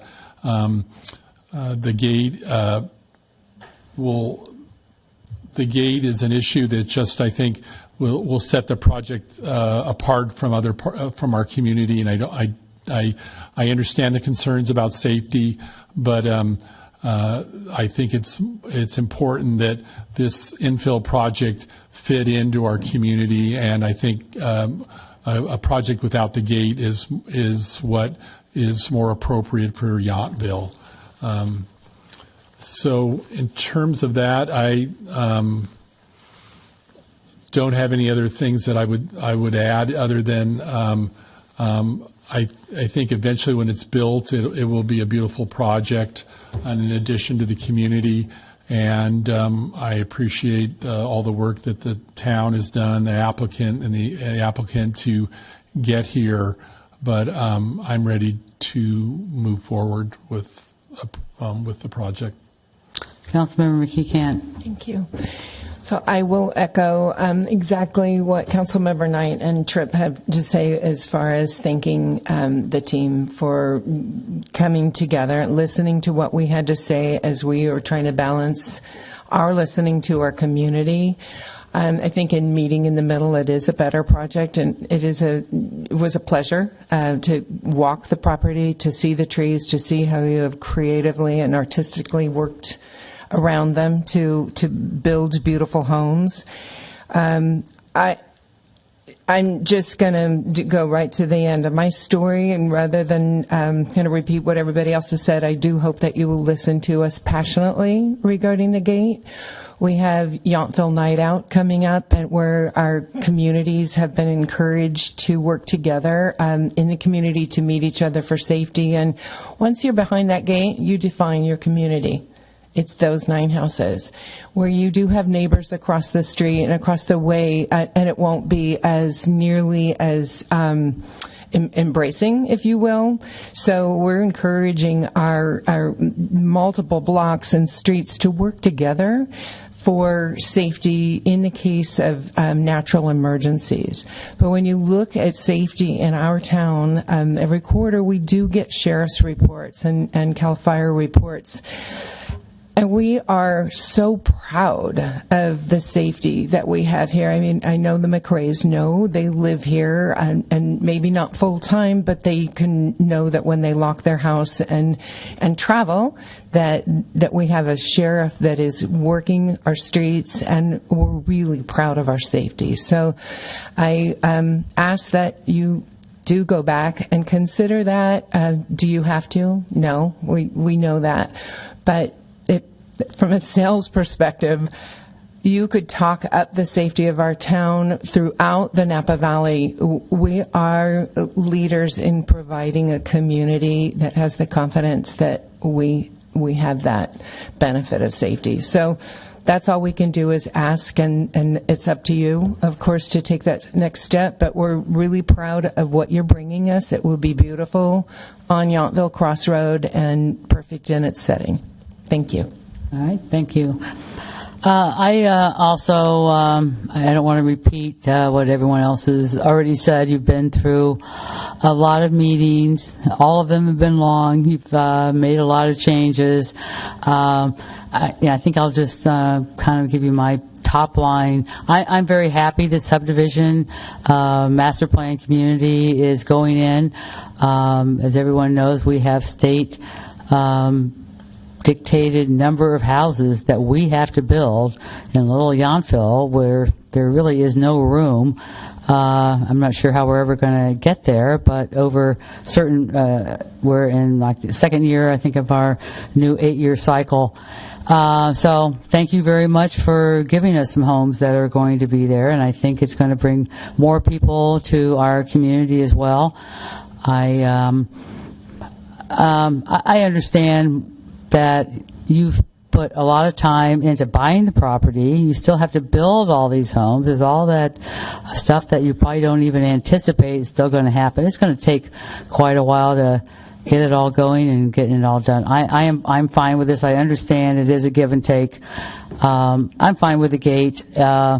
You've given us a lot. I'm happy to approve the gate tonight. So thank you very much for giving us some more housing in Yountville. I do hope that we get some more permanent residents in here, and to Yountville Night Out. I'm sure we can find somebody. We're friends with everybody around here.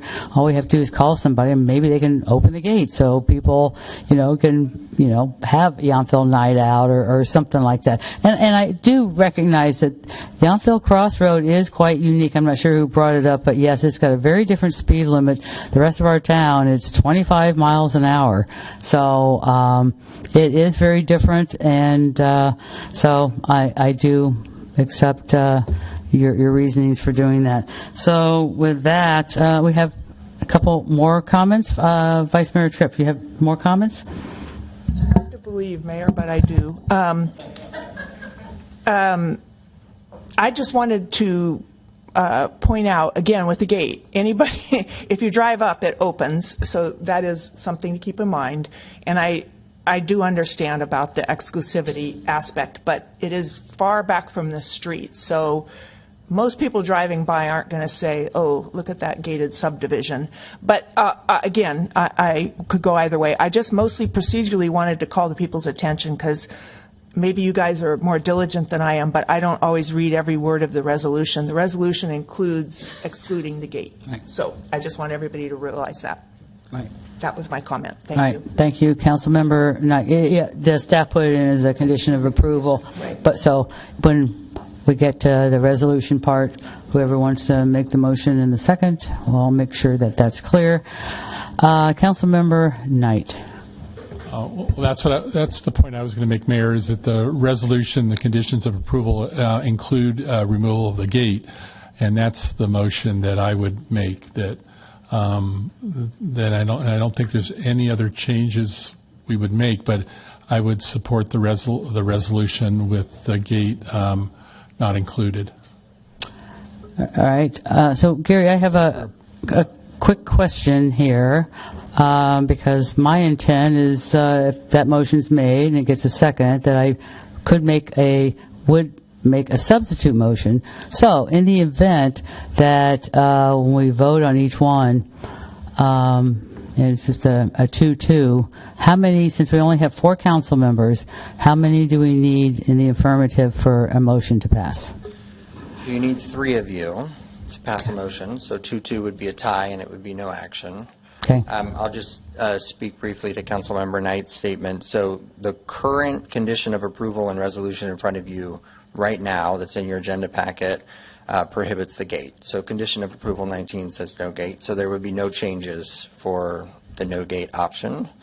If you wanted to allow the gate, there is a prior condition of approval, which was in one of the earlier slides from Heather, who gave the presentation. And so that condition, subject to their input, would be put in instead to allow the gate, I would think. Yeah. So it wouldn't be sufficient just to remove that, to make a motion removing that condition? Well, I think I'll probably look then to Heather. And do you think that prior condition is needed?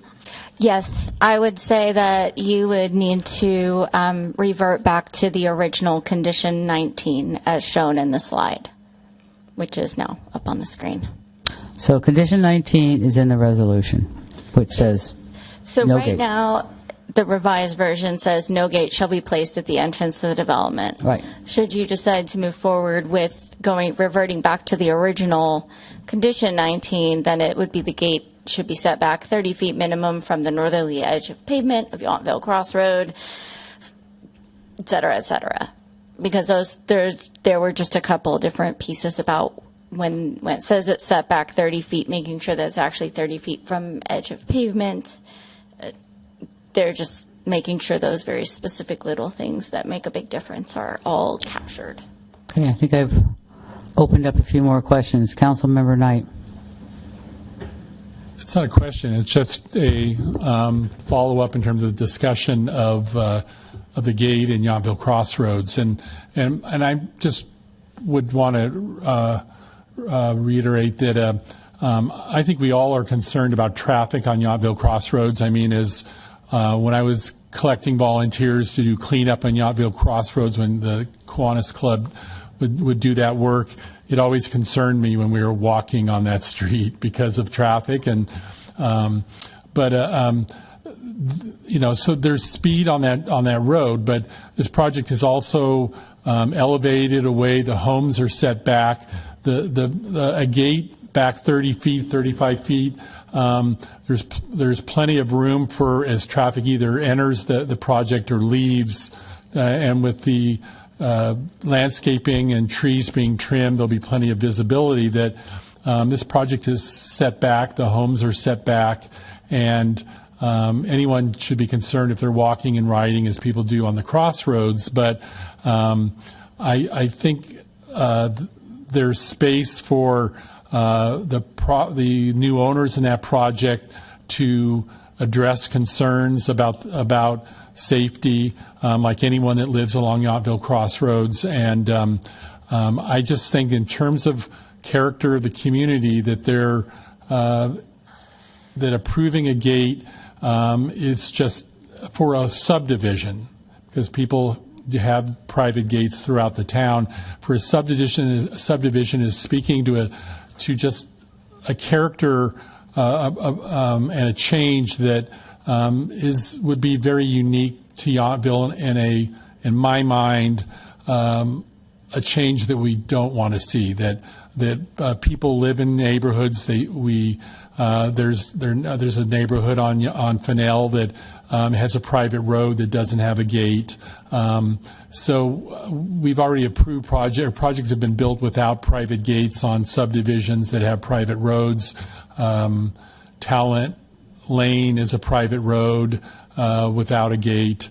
So I just think, for me, I think it's important that we approve the project without a gate. I think it speaks to the character of the community, and it would be difficult for me to support a resolution that had a gate. Just because I think it's important that we speak to what has been done and approved by other councils in the past. Okay, so let's do this. Gary has a question. Yeah, I just have Or one other comment too on the gate issue. So there was a letter provided by the applicant, which is in your agenda packet. It doesn't raise a Housing Accountability Act or density bonus law issue related to the gate, but states that there needs to be a rational basis for the decision, and I do think that you've articulated one during the evening tonight. So just wanted to say that as part of the record. Okay, great. Thank you with that. So let's try this. I entertain a motion and a second. Then we have time to discuss that. And so I think some of your other questions and comments will probably come up during that.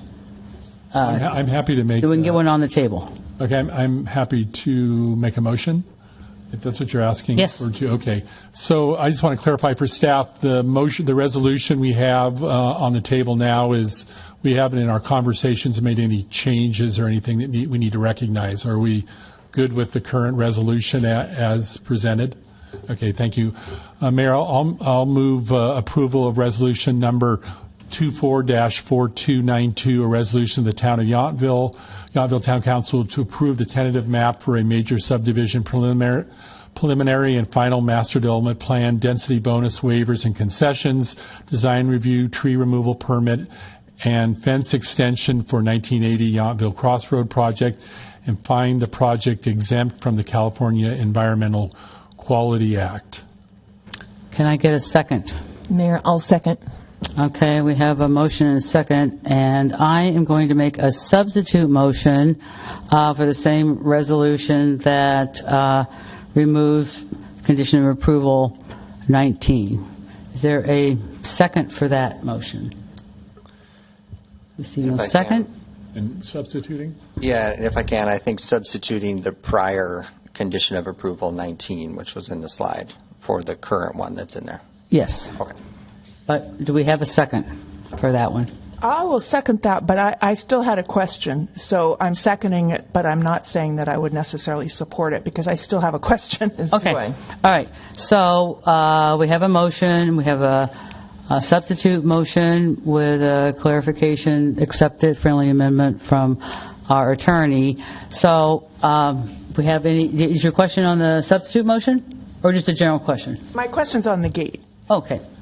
So on condition 19, I just wanted to ask Heather, there's a lot of language in there about the fire marshal and one thing and another.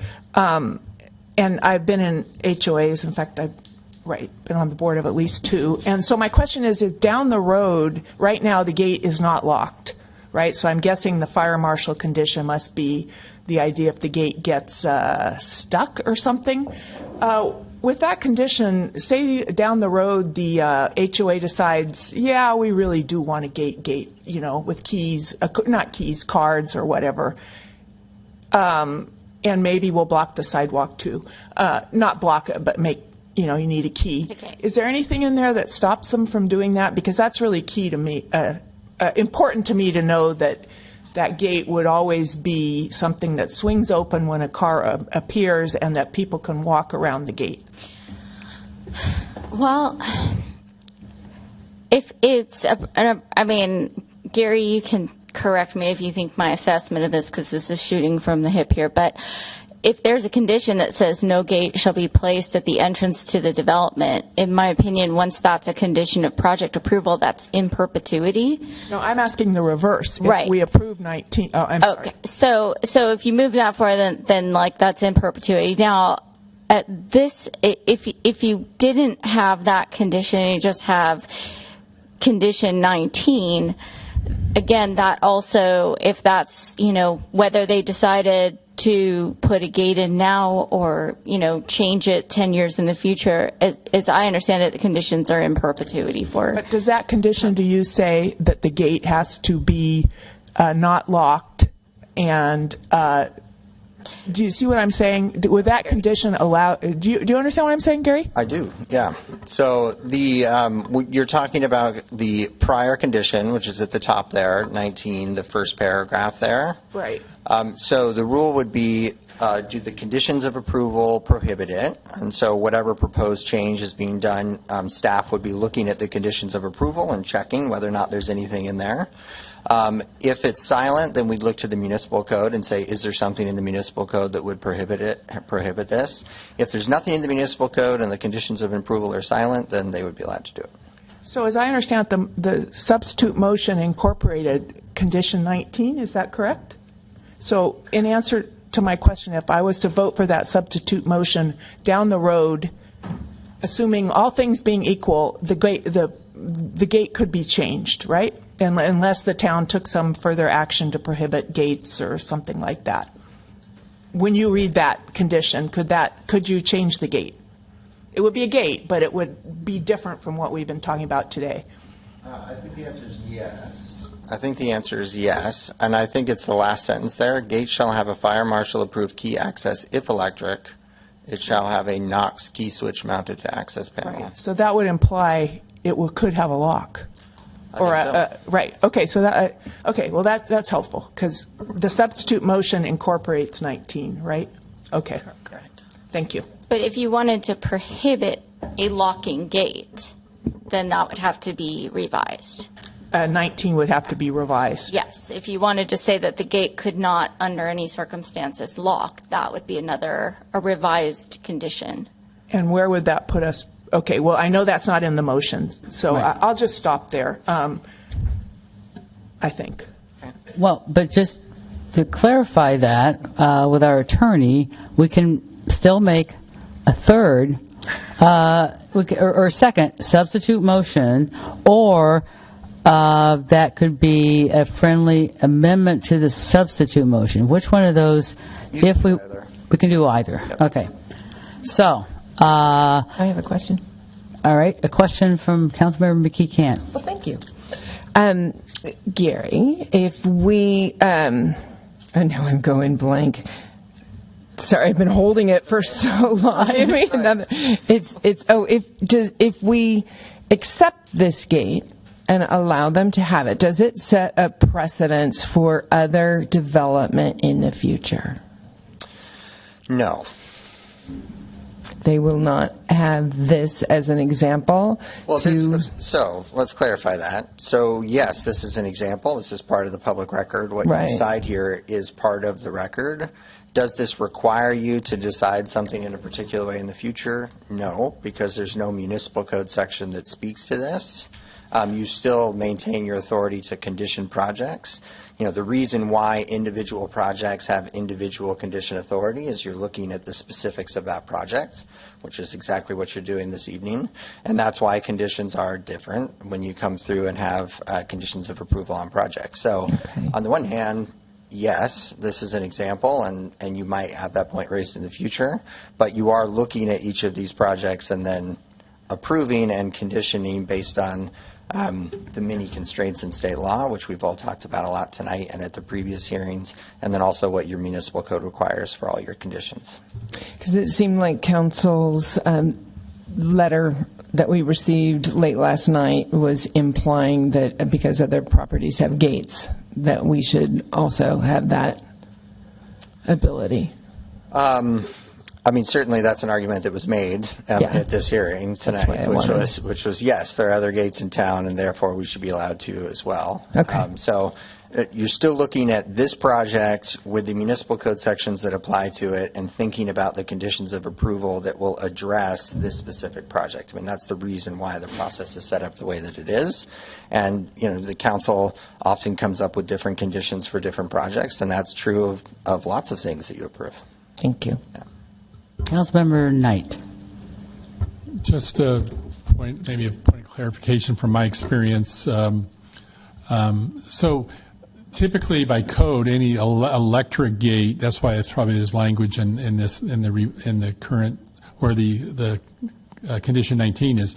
With an electric gate, you have to have a Knox key. That Knox key is actually a key given to the fire department, so that if the power goes out or something, that they don't just drive through it, which they probably would with this gate. They have a key to open it. So with an electric gate, you have to have a Knox key system because it's permanently closed.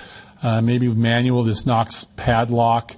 I'm not sure why someone would do that with 9 other homes there. I just think that in the last meeting, I know the applicant talked about the gate may be open during the day, and so now we're talking about just approving a gate that basically with a Knox key or an electric gate is going to be closed all the time. So it's not clear to me whether they'll have to have contacts in the road so that someone leaving or somehow when UPS or Amazon gets in there, they're going to have a way to get through this closed gate.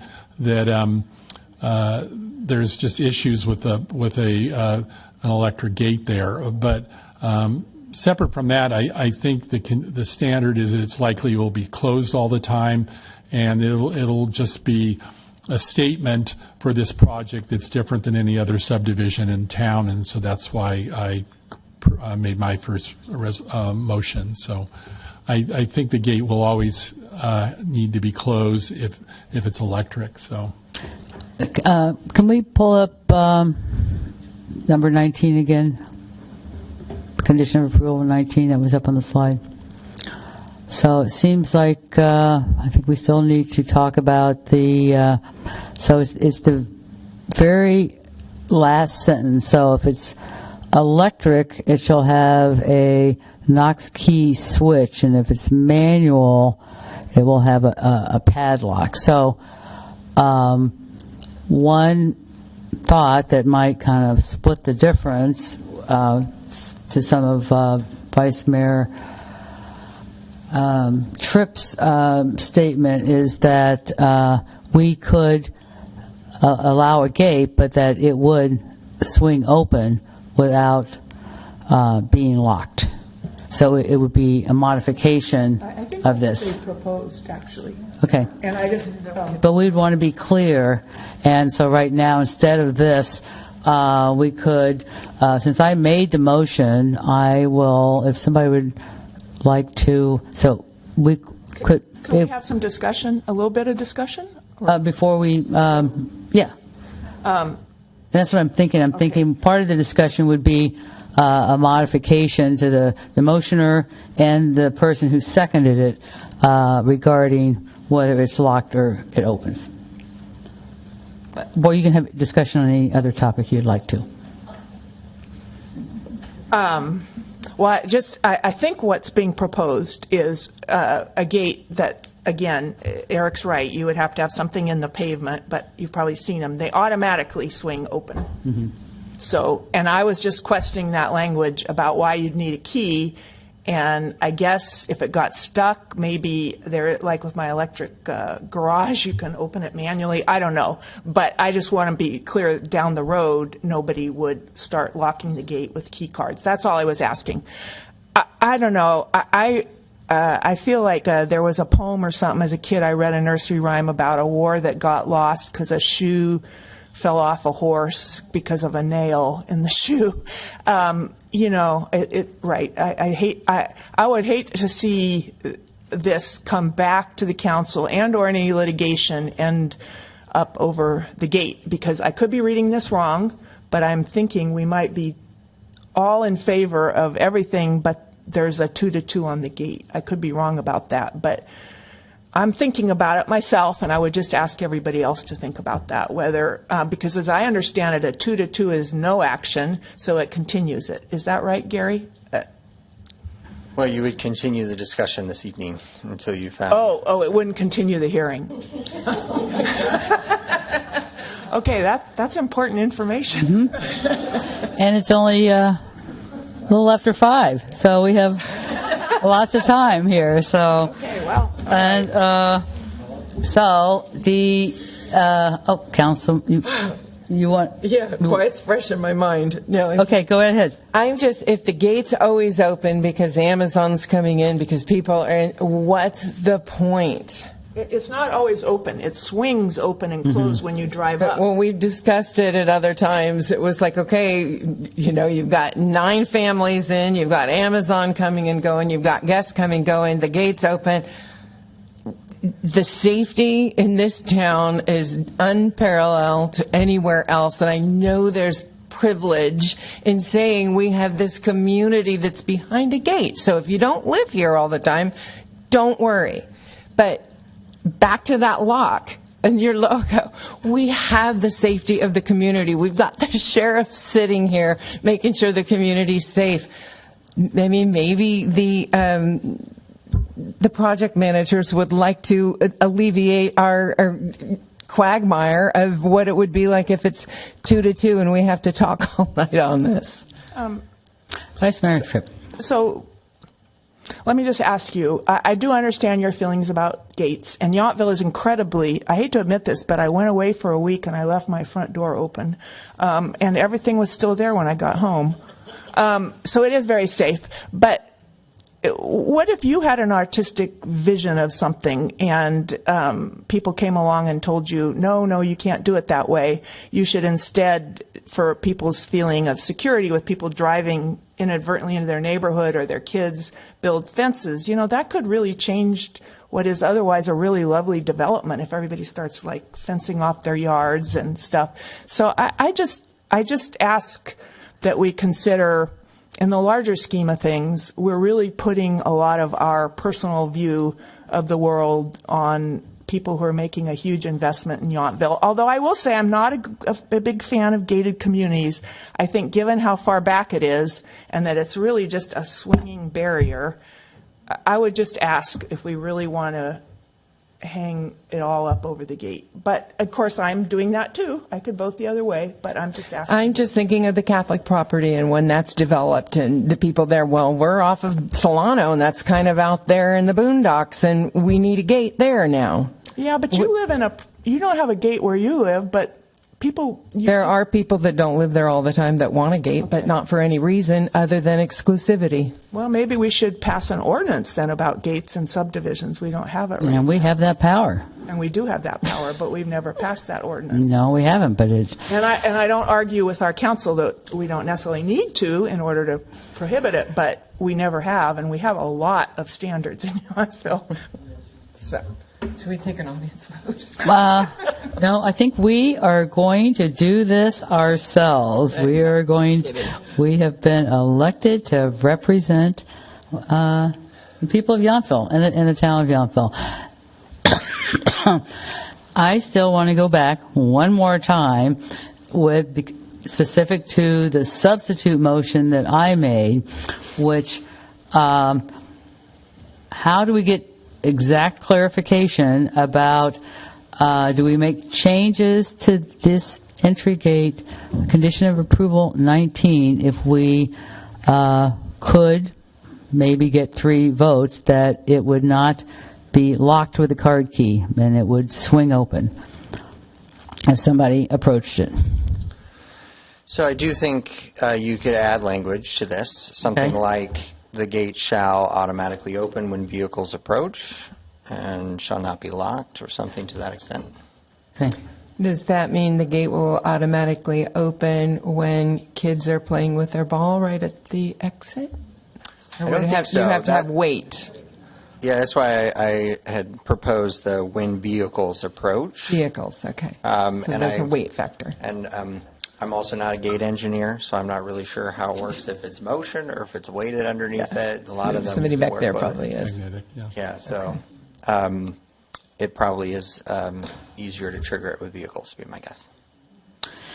And that's really kind of with my earlier comments, what the substitute motion, and I would include that language, if I got a second, that the gate shall automatically open upon, approaching vehicle and shall not be locked. I would need a second on that. But the reason I am proposing that is because I really think there's only 4 of us up here. None of us want a 2-2 vote.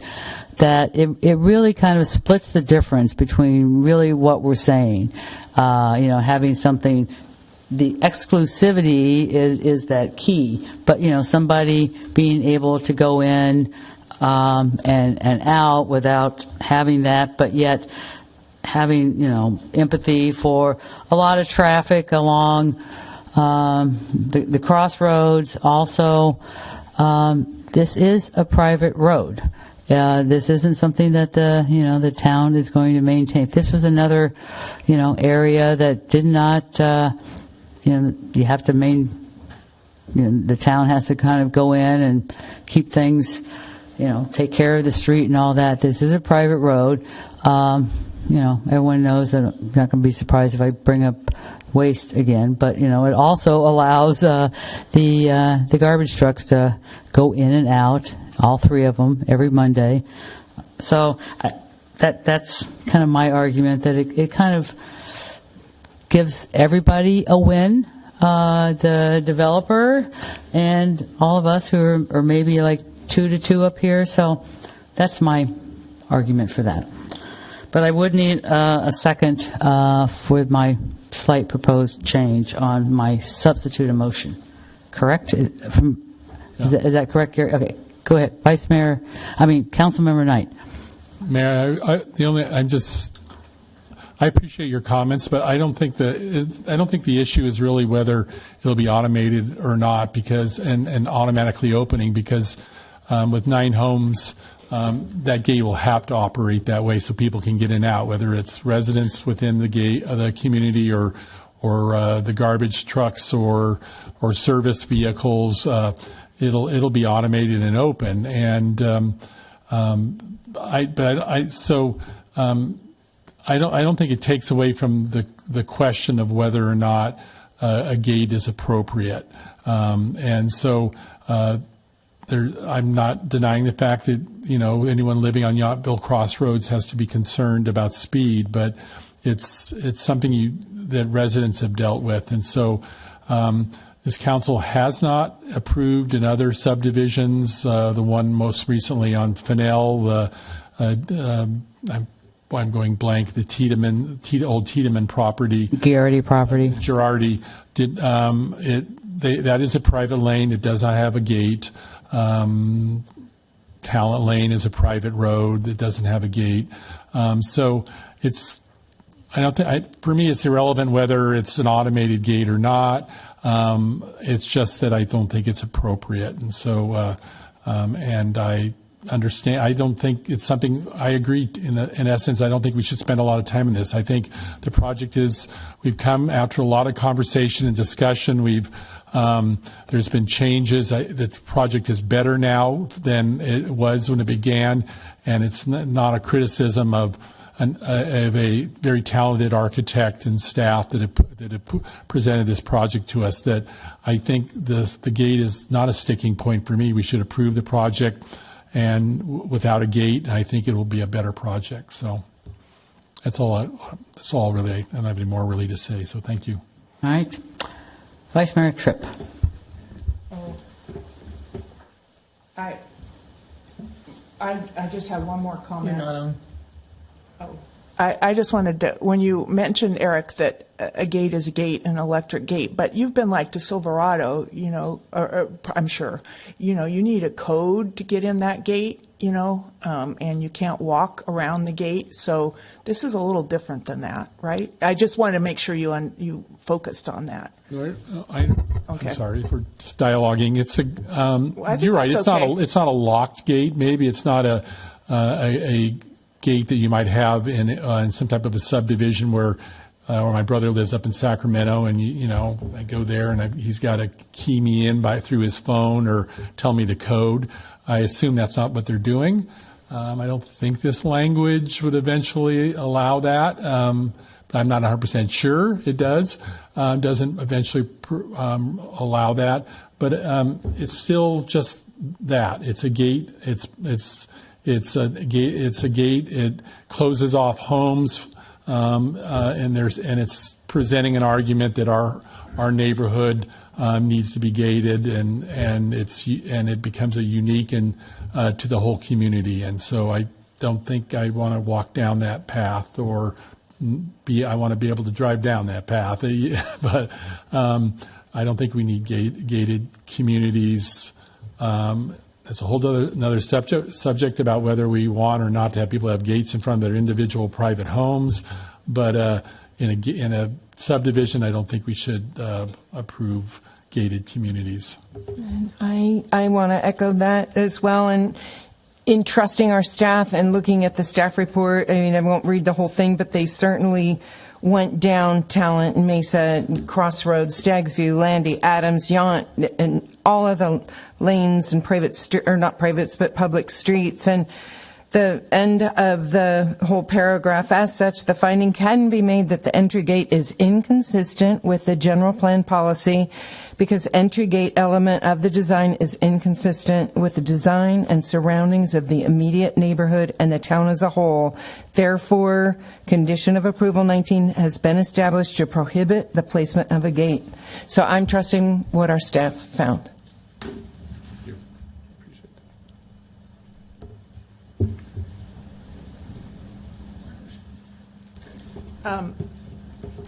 Madam Mayor, may I ask council a question? Sure. We have all the time in the world. So my question is, like all good politicians, I'm learning the value of sometimes punting things.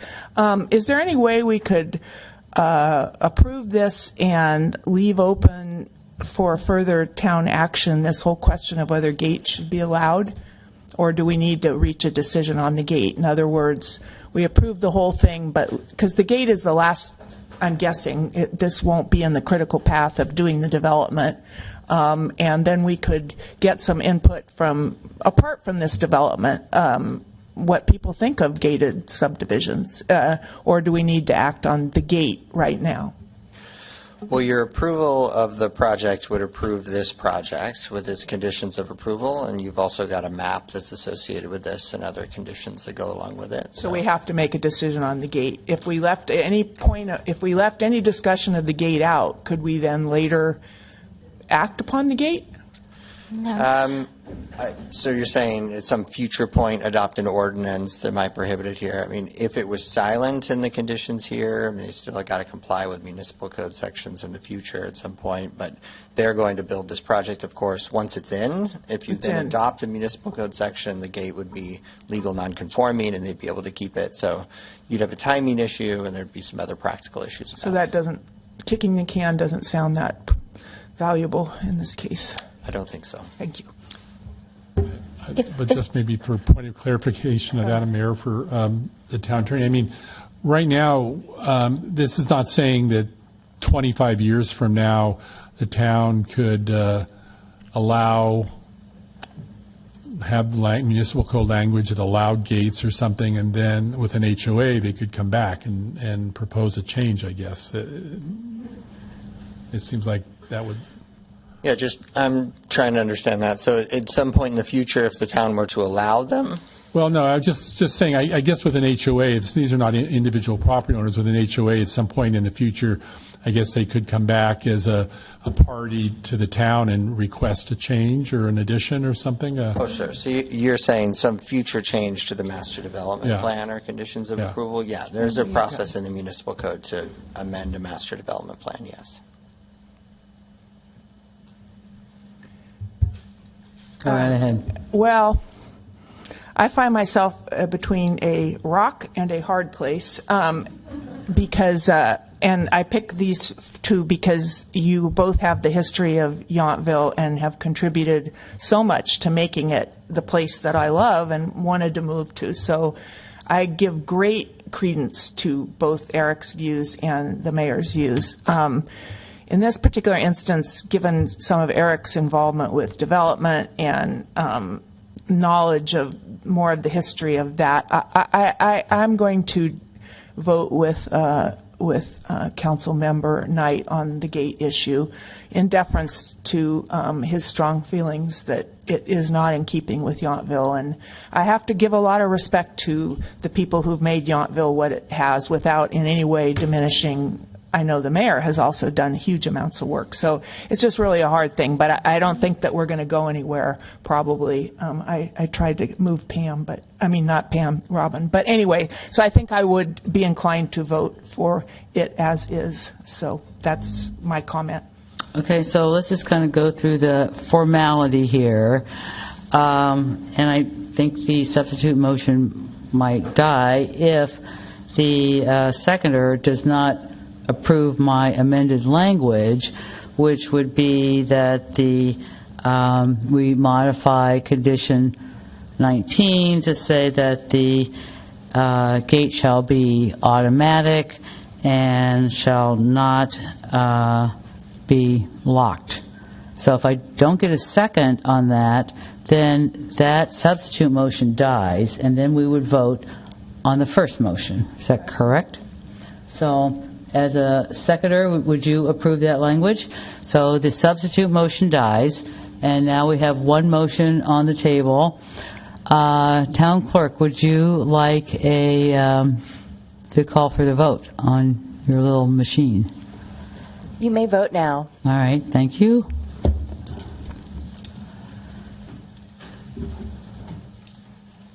Resolution 244292 passes with the 4 votes present. All right, so we have approved the Oak and Vine subdivision unanimously by the town council tonight. Thank you, everybody, for bearing with us through many, many discussions and a lot of discussion about the gate, but we have reached a unanimous conclusion. So, congratulations. All right. And with that, before we go on to our administrative items, we are going to take a 10-minute break.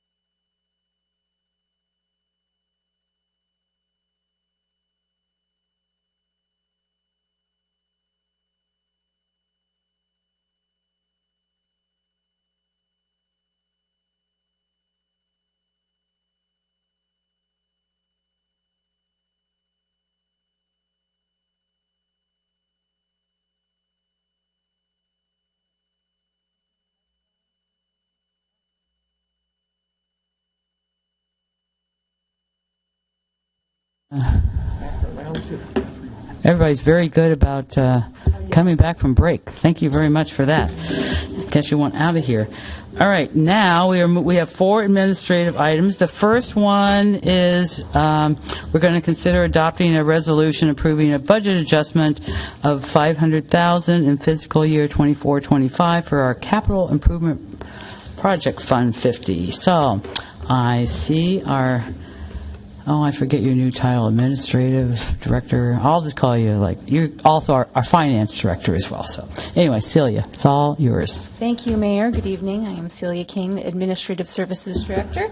Thank you. Before you today is a request for a budget adjustment in the amount of $500,000 in fiscal year 24-25 to Capital Projects Fund 50 for the Yountville Commons project. Included with the staff report was an estimation of costs that will be incurred in fiscal year 24-25 for further cleanup of the older buildings and preparation of the site for safe utilization and some potential interim uses. This estimation of costs was prepared by staff along with Pound Management, and it does show that the costs are anticipated to exceed the $500,000 that is already included in the approved budget. Staff is recommending that the Town Council approve this budget adjustment of an additional $500,000 to accommodate the upcoming project costs. Of this amount, $350,000 will cover the projected overage, and $150,000 will serve as a contingency for the project. The funding source for this budget adjustment will be the available fund balance within Capital Projects Fund 50, and if approved, will bring the total budget for the Yountville Commons project to $1 million in fiscal year 24-25. It is important to note that this is not related to any reassignment of unassigned fund balance from the general fund, as that opportunity is not presented until after the annual audit is completed. So again, this budget adjustment will be coming from available fund balance in Capital Projects Fund 50. Also included with the staff report is a copy of the approved fiscal year 24-25 budget for Capital Projects Fund 50, which shows in the summary of fund balance activity an estimated ending fund balance of about $614,000 at the end of this fiscal year.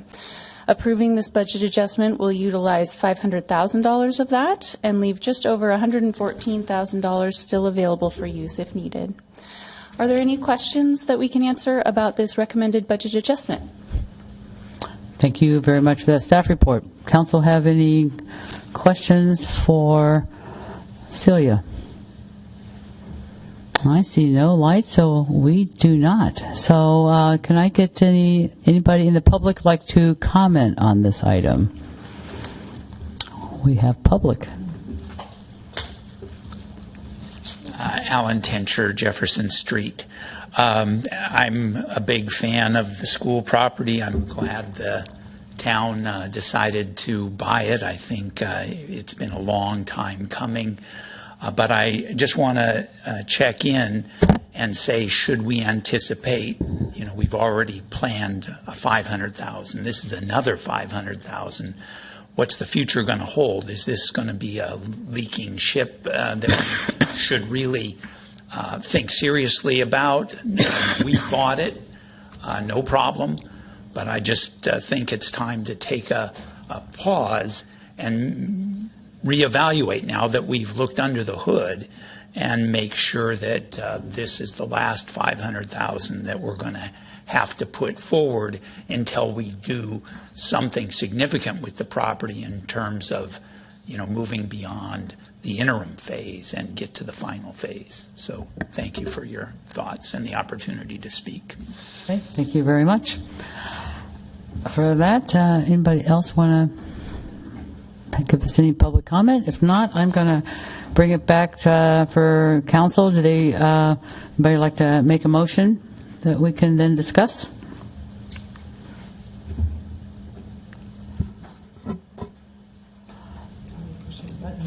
All right, Council Member Reeves would like to talk. We haven't heard her talk for hours.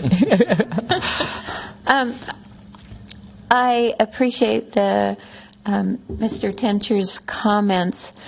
I think the reality of all kinds of improvement projects is that there are costs that you hadn't anticipated or need to expand on because of the end result that you're looking for. And I firmly believe that the interim uses that we're talking about are so necessary for the community and so necessary to open up the property for residents to use. So I feel like this is not good money after bad. This is just good money to make sure that our investment is appropriate and up to the standards of the community. And I think because we can move money in different ways to make this happen in the near term, which is what people are anxious for, it makes it kind of our job to be more proactive and more generous with the finance of this project so that we actually get something we can be proud of and that works for the community. So I'm ready to make a motion. Councilmember McKee Cant. I am also ready to make this motion because I believe firmly in the interim uses and the quality of workmanship that it needs to go into the spaces, not just for the community, but also we had concerns from business people in town and resorts in town that we don't know what you're doing there, and it just might not be on par with guest expectation and Yountville expectations. So I have great confidence in our public works team. I know that they have gone out to bid on things as well as done work in-house to make sure that expenses were adhered to. And on behalf of council discussions that we've had regarding budgeting, we're all aware that the money isn't growing on trees here. So I can pretty much attest to the fact that we're all conservative in that way, and probably me more so. My husband reminds me all the time that I'm Scottish when I follow him around and turn off the air conditioner and unplug everything. So I am ready to move forward with this transfer so we can also look at the next two items on the agenda and make the enhancements to our town and community that are on par with Yountville's status quo. And you'd like to second the motion, right? I haven't heard the motion formally read yet, so I'll give Pam that honor. I move adoption of resolution number 24-4293, approving a budget adjustment of $500,000 in the fiscal year of 24-25 to Capital Project Fund 50 for Yountville Commons Project CF0046. And now I will second it. And now I will open it up for any further council discussion. Yep, Mayor, I just, pardon me, I just wanted to say there was conversations and obviously in response to the public comment. When we presented the initial budget, clearly it was actually, prior to acquiring the property. And since that time, we've done a ton of work, and I want to applaud the staff and specifically John and the Public Works Department for getting a lot done in this short period of time. I think the reality, and what I would say, this isn't a leaking ship, we're building the ship, I mean, literally, and I think that I guess the deliverables that we discussed as part of the initial budget was the three phases: the initial, the interim, and then the idea. And so we are confident that what we're requesting will get us through those. And there's sort of the 5 interim things. You see the dog park is under construction. We're going to talk about the next 2 and the next 2 items. We already have the Commons Hall up and running. We are going to paint it and make it nicer, the whole exterior. And then finally, the landscape plan that'll include some upgrades to the community garden. Those were the 5 things that we committed to. I'm also wanting to say publicly that the southern building, the one that we're not making any changes to, is something that I do view as potentially a leaking ship. So as we talk about things, we are not budgeting any money to bring that up to the standards that we would feel comfortable either operating it or entering into an operating agreement with someone. So I just want that to be clear as we talk through this. And then finally, I've just been really impressed with the design team and, the collaboration that we've had with our staff. And as we talk about the idea phase, you saw last week we put out a calendar which talked about, open houses, study sessions, and also on-site office hours. And so those are costs that I think are important for the town to invest in order to have a good process as we talk about the idea phase. Now, we all know the idea phase and housing and whatever else will be very expensive. And so we're not even talking about that right now. We're just talking about getting these 5 things done, making it functional and usable for our community, and then really starting a robust, is our word we use, outreach, which is critical to the success long term. So I just want to put that, on the record. I think it's important. On top of that, when you look at the accounting associated with the, which I will applaud Celia, since she's sitting next to me and working with John on getting, numbers have gone from round numbers to specific numbers. We included also $150,000 of contingency. So you saw 850, 1,000, which is, assuming you approve your resolution, is $1 million budget. 150,000 of that is pure sort of contingency. So we do have opportunities. I also, always fear cost overruns. Things generally, sadly in government cost more than we expect. So we're prepared for that too. And so I am confident that at least in this fiscal year, this will be the last discussion that we need to have. And then once we get through the idea phase and hopefully make some long-term discussions, we'll have the next budget discussion. So I just want to thank everyone and also just make that clear to council and the community. All right. Thank you very much. Seeing no other council discussion, we'll wait till the town clerk says we can vote. You may vote now. All right. Thank you.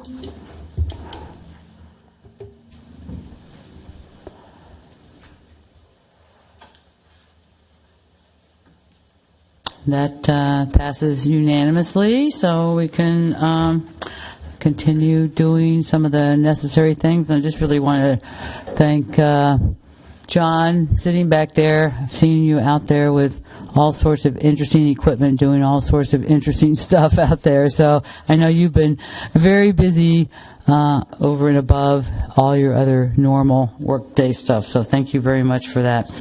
The next item is we are looking to consider approving a resolution that will authorize the town manager to execute a use agreement for a new Donovan Wellness Center.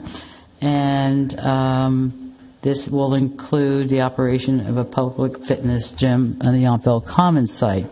So my real property is probably like 498 feet away, and there is a 500-foot limit if I have real property near the site for the use permit. So I will be recusing myself and turning this over to the vice mayor to run this. But since I'm recusing myself, the second item is similar. I'll have to recuse myself from both items B and C. And does anybody else have any conflicts they'd like to report? Mayor, thank you. Like you, with a little bit more distance from my primary residence, that items B and C, I'm more than 500 but less than 1,000 feet away from either one of these projects. So as maybe the town attorney might mention, we still are waiting for some clarification from the FPPC. To be safe, it would be best for myself and then the mayor to recuse ourselves on this item until we get clear comments from the FEPC on our ability to participate. So I will be recusing myself on items B and C as well. We'll be leaving the room, and I think we'll look at it on the TV and we'll know when it's done. Thanks. All right. I'll wait till our esteemed colleagues leave the room.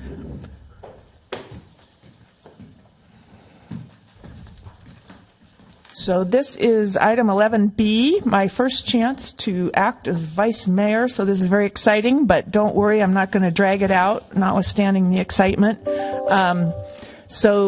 Mr. Donovan has been really patiently waiting. So this is item B, which is a resolution to authorize the town manager to execute an agreement with Donovan Wellness Solutions covering the operation of a wellness studio. But I no doubt we're going to hear more about that.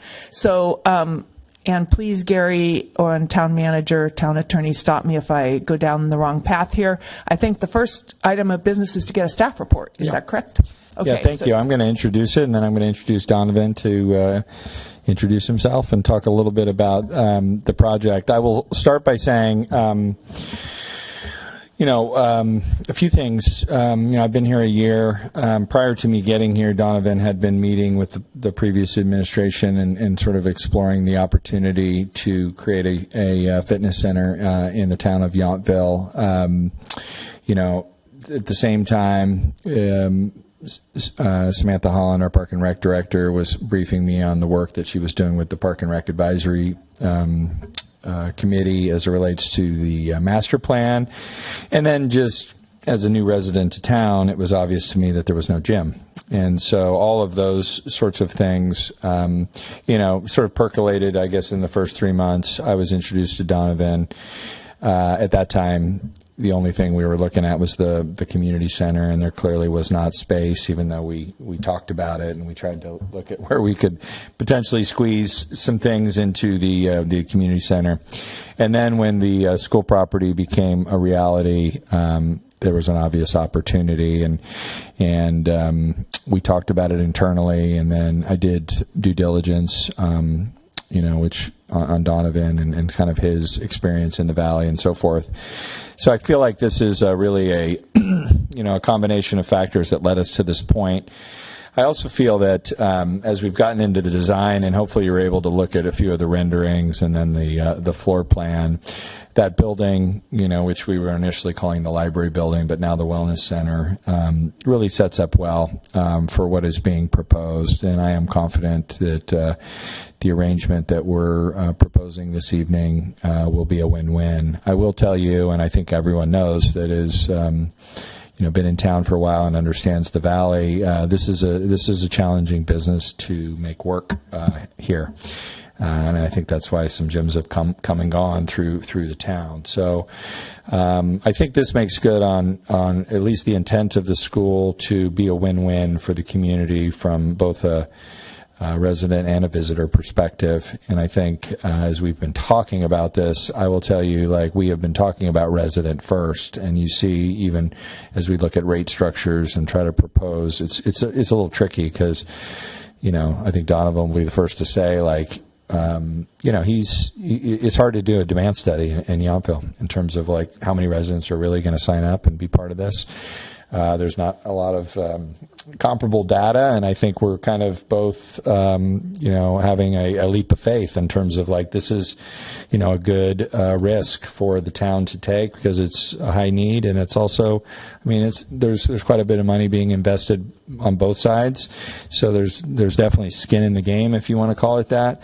But I think that this is something that I think if we can get behind and also promote, both sides, again, making sure that, and I know, Sam is as a master at sort of engaging the community and making this, something that's viewed as part of our programming, even though we're working with Donovan, which we do in many cases, what we call contract operators or contract instructors, et cetera.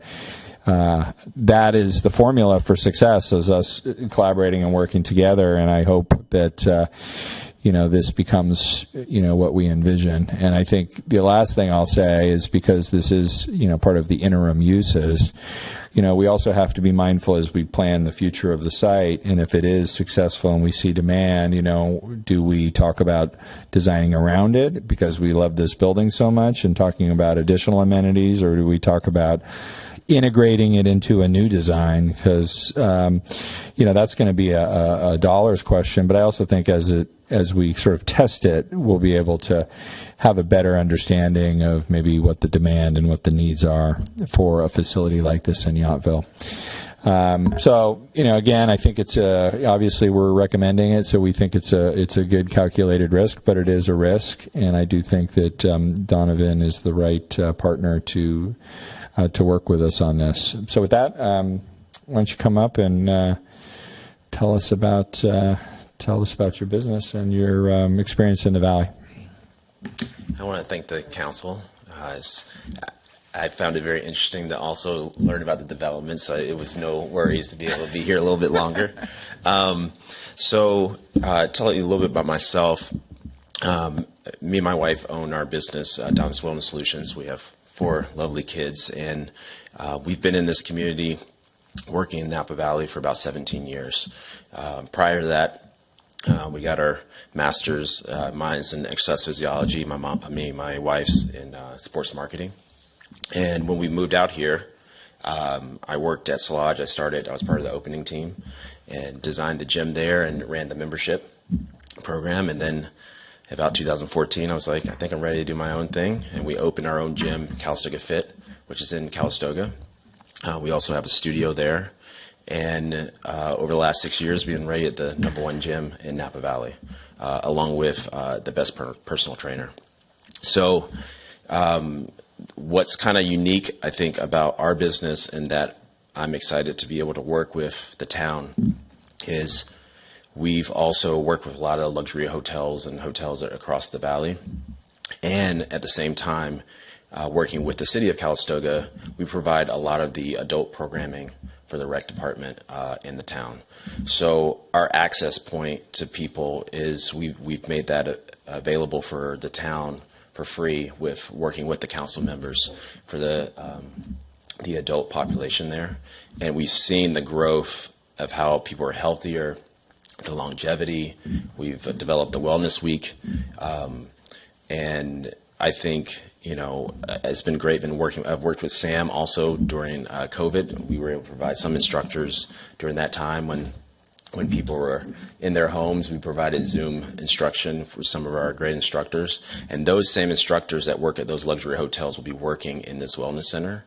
And there's going to be a sense of hospitality that sometimes most gyms don't have. And I think that's been our advantage because we come from a hotel background. And I think the hospitality that's in this town, the concerns that might be from the hotel businesses and also the hospitality businesses, along with the connection that we've done already with cities and things like that, we'll be able to bridge that gap and bring the community together in both ways. And so I'm very excited about that and look forward to making that happen. Thank you. Did you have more to? No, that's it. So if you have questions for any of us. We do questions and then the public speaks. Well, I think you would take public comment. Well, you can do clarifying questions on the presentation if you choose, but. Why don't we go to public comment? Public comment and see if any of our public has a question or comment? No. Why not? Alan Tencher, Jefferson Street. This seems like a great idea to me. I've spoken with Sam a little bit about it. My wife belongs to Health Quest. I don't need a pool, but I am getting older, and I do need some fixed weights. Haven't seen the design, but as long as we can keep it affordable for residents, I'd be knocking on the door. So thank you for making this opportunity. Weights are really important as you get older, and I've managed to avoid them as long as I could. Thank you. Town manager, would you like me to move over the renderings so we can share? I think it is in the staff report, Mr. Tensher, and it does have a free weights room and a cardio room. There's something that I've never heard of called Selectorize, which are these. It's back from the Nautilus days. That's kind of like, to me, like the. And then there's a stretching room, and we do intend to create. There's a computer lab in that, which we intend to keep kind of almost like a cafe for the public to come in and have coffee and have a social area that's indoors. So there's 6 rooms that sort of surround this lobby area. So that is attached to staff report, so you can see that. And I think it, and it really lays out well in terms of all the different things that we kind of talked about as terms of need. So, okay, so then we'll see if the council has any questions of either the applicant or the town manager. She can see it. Yeah, Miss Robin McKee-Kant. Thank you, Vice Mayor Tripp. So I find it interesting that your wife has a sports marketing background. How do you see reaching out differently to the hotels and trying to gain their financial support so you get to that break-even point, as opposed to the locals in the community and some that live in more of the affordable areas, like in the mobile and manufactured home parks? So I know that was a double question in there. I'll try my best to make that happen. So I've already had some conversations with several of the hotel GMs, our leaders, and I think one of the things that they were concerned about is they didn't know exactly what the project was going to be, the layout and everything. I think they will be very impressed once they see that. And even within the last communication I've had with them, once they've learned a little bit more and meeting me, that they are interested in coming together and doing something where their guests can have access and participate to make sure that we get to that break-even point. Great. And then the second part is working with a more the social economic contingent of Yountville that doesn't have the money that. Yeah. Exactly. So one of the things that we're doing is we're making sure, so currently if you look at the comp set or what general memberships are across Napa Valley, they're kind of in the $100 to $200 range. You might find a couple of memberships around $80. These memberships will be between $40 to $100. And for the 55 and older crowd, it will be closer to $50. Is it a sliding scale? There is a slightly sliding scale depending on now, if you're over 55, it is what it is, and you get classes included, which is the same high-level instructors like I was talking about that are at different resorts here. And if you're a little bit older, it's going to be closer to 75, 80. So it's going to be well like half of what you normally would see for this type of quality of space, and which is going to be very approachable. And I think we also will have other opportunities for people who can't afford it to be able to participate and still have a membership. So. And what would those be? It's in the contract. The other opportunities? Oh, sorry. No, I just want to alert you that there is a schedule of what the charges will be. Yeah, I know. I saw that. But I was just, since you brought other opportunities for people that can't afford it. But there's going to be drop-in opportunities to drop into classes. We will offer some free classes also, as a specialty class to kind of introduce people into those scenarios. So there will be other ways to kind of participate if they can't afford a membership. Thank you very much.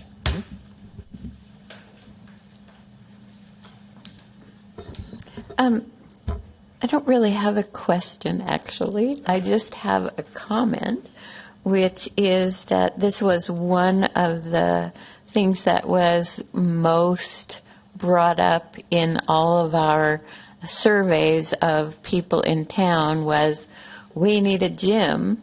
And my experience of recovery from a hip surgery was I had to drive all the way to Napa to do anything. And it just feels like this is exactly what we've been asking for. And if you can balance your business between the visitors and the residents, you will be our poster child for future uses in town that address both. So I think I am very excited about this project, and I would like to make something happen here. Can I ask?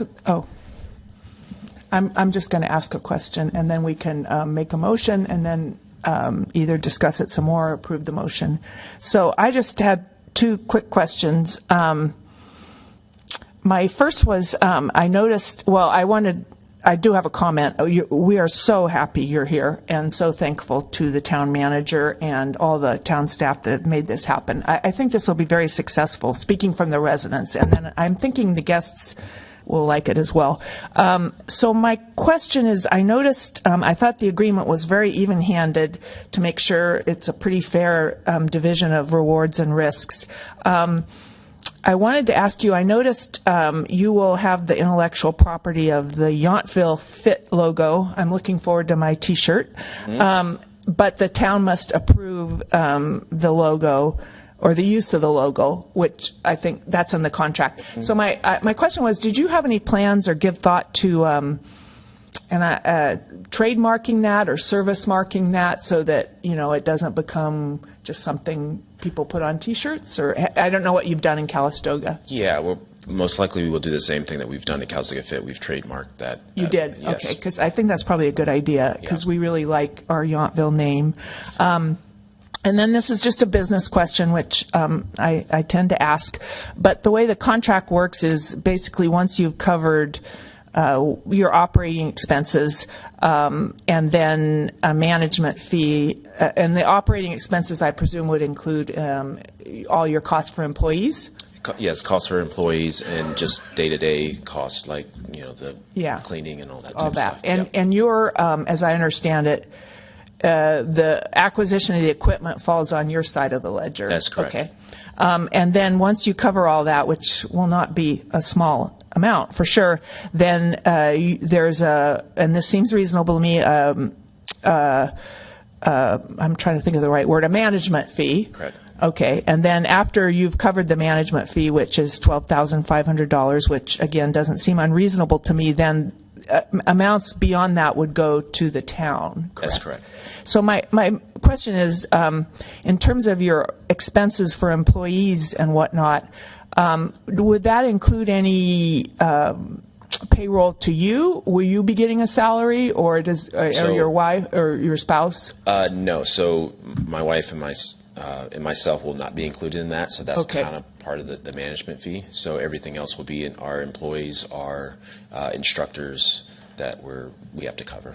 Right. So you would be, your recompense would be more coming out of the management fee than something. Okay. Right. And do you typically employ your instructors, or are they like independent contractors? A combination. So we have some that are, we have about 60% of them are contractors, and about 40% of those are employees. Okay. And I was just going to compliment you. I did go to some of those classes that I don't think it was you personally, but a really good guy from your studio conducted via Zoom, and he was great. Okay, great. Really good. So that's the end of my questions. If anybody else have any more questions, and then we can make a motion and discuss it. Yeah, please. To ask of you, and that so it sounds like you're going to have T-shirts. What other kind of retail can we ask you to please carry that says Yountville on it? I mean, looks like there's good space in that lobby area, and we need retail. We're going to come up with several different things. I mean, I think that definitely be hats. There'll be probably water bottles, other types of stuff that we'll kind of come up with, but. It's highly encouraged. People ask all the time, where can we get Yountville stuff? Yeah. So I think what's nice is that the space is going to be very inviting. It's going to be one of those places where the community can come together, and I think we will definitely have the retail because having those symbols across town will be great for bringing the community together. So we'll definitely have different things for people to show their town spirit. Great. Thank you. Mm-hmm. Yeah, we love our town. Does anybody want to make a motion? I just want one other request. When you do merchandise, if you could make sure that things are not plastic because we're trying to do an ordinance to limit plastic items from our daily use. Will do, yeah. Okay. I'm ready to make a motion then. I move that we approve resolution number 24-4294, authorizing the town manager to execute a use agreement with Donovan's Wellness Solutions for operation of a public fitness gym at the Yountville Commons site. I will enthusiastically second it. All right. So all those in favor of the motion?